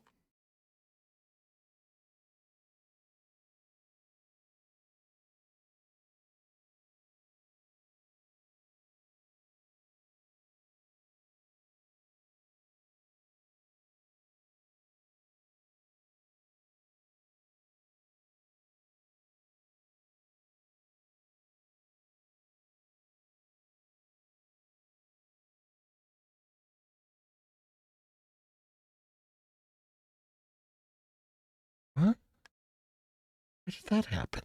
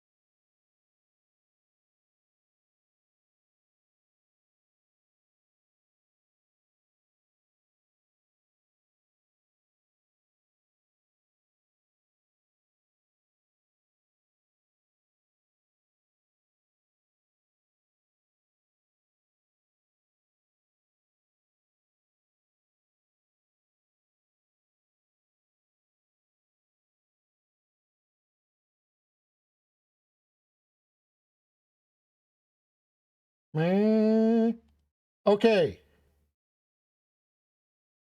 You can hear me now?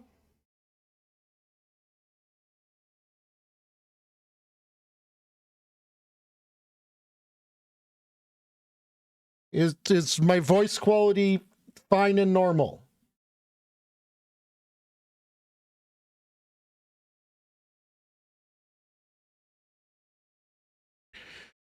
Okay.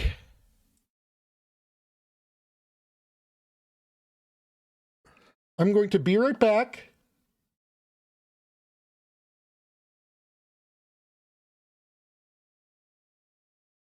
I need to just walk around to just unstress a little. Otherwise, I'm gonna, get like, oh man, my stream went bad, and beat myself up.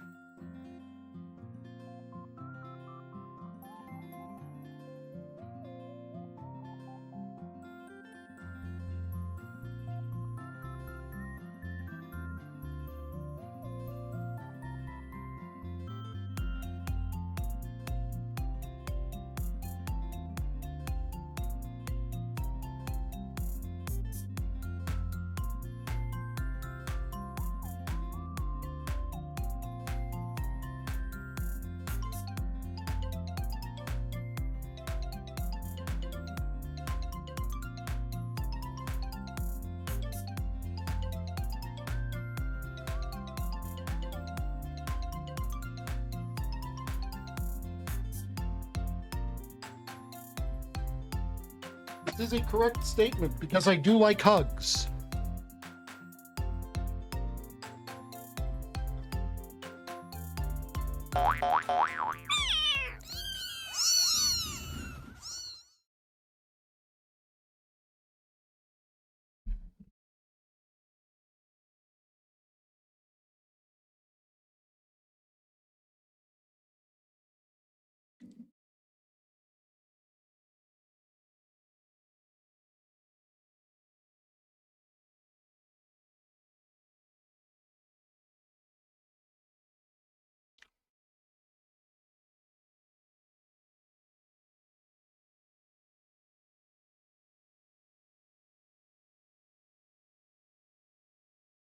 Okay, so that did wind up throwing us back a little bit, though.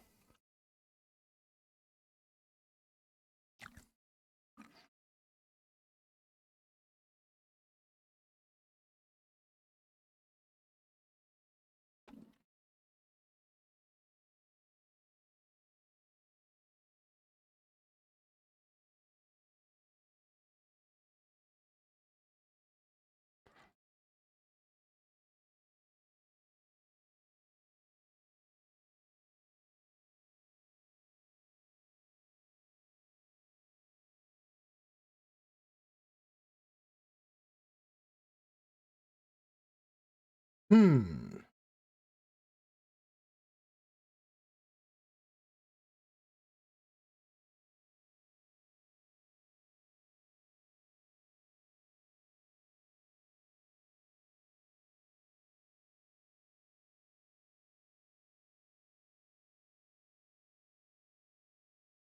I might need to restart OBS then.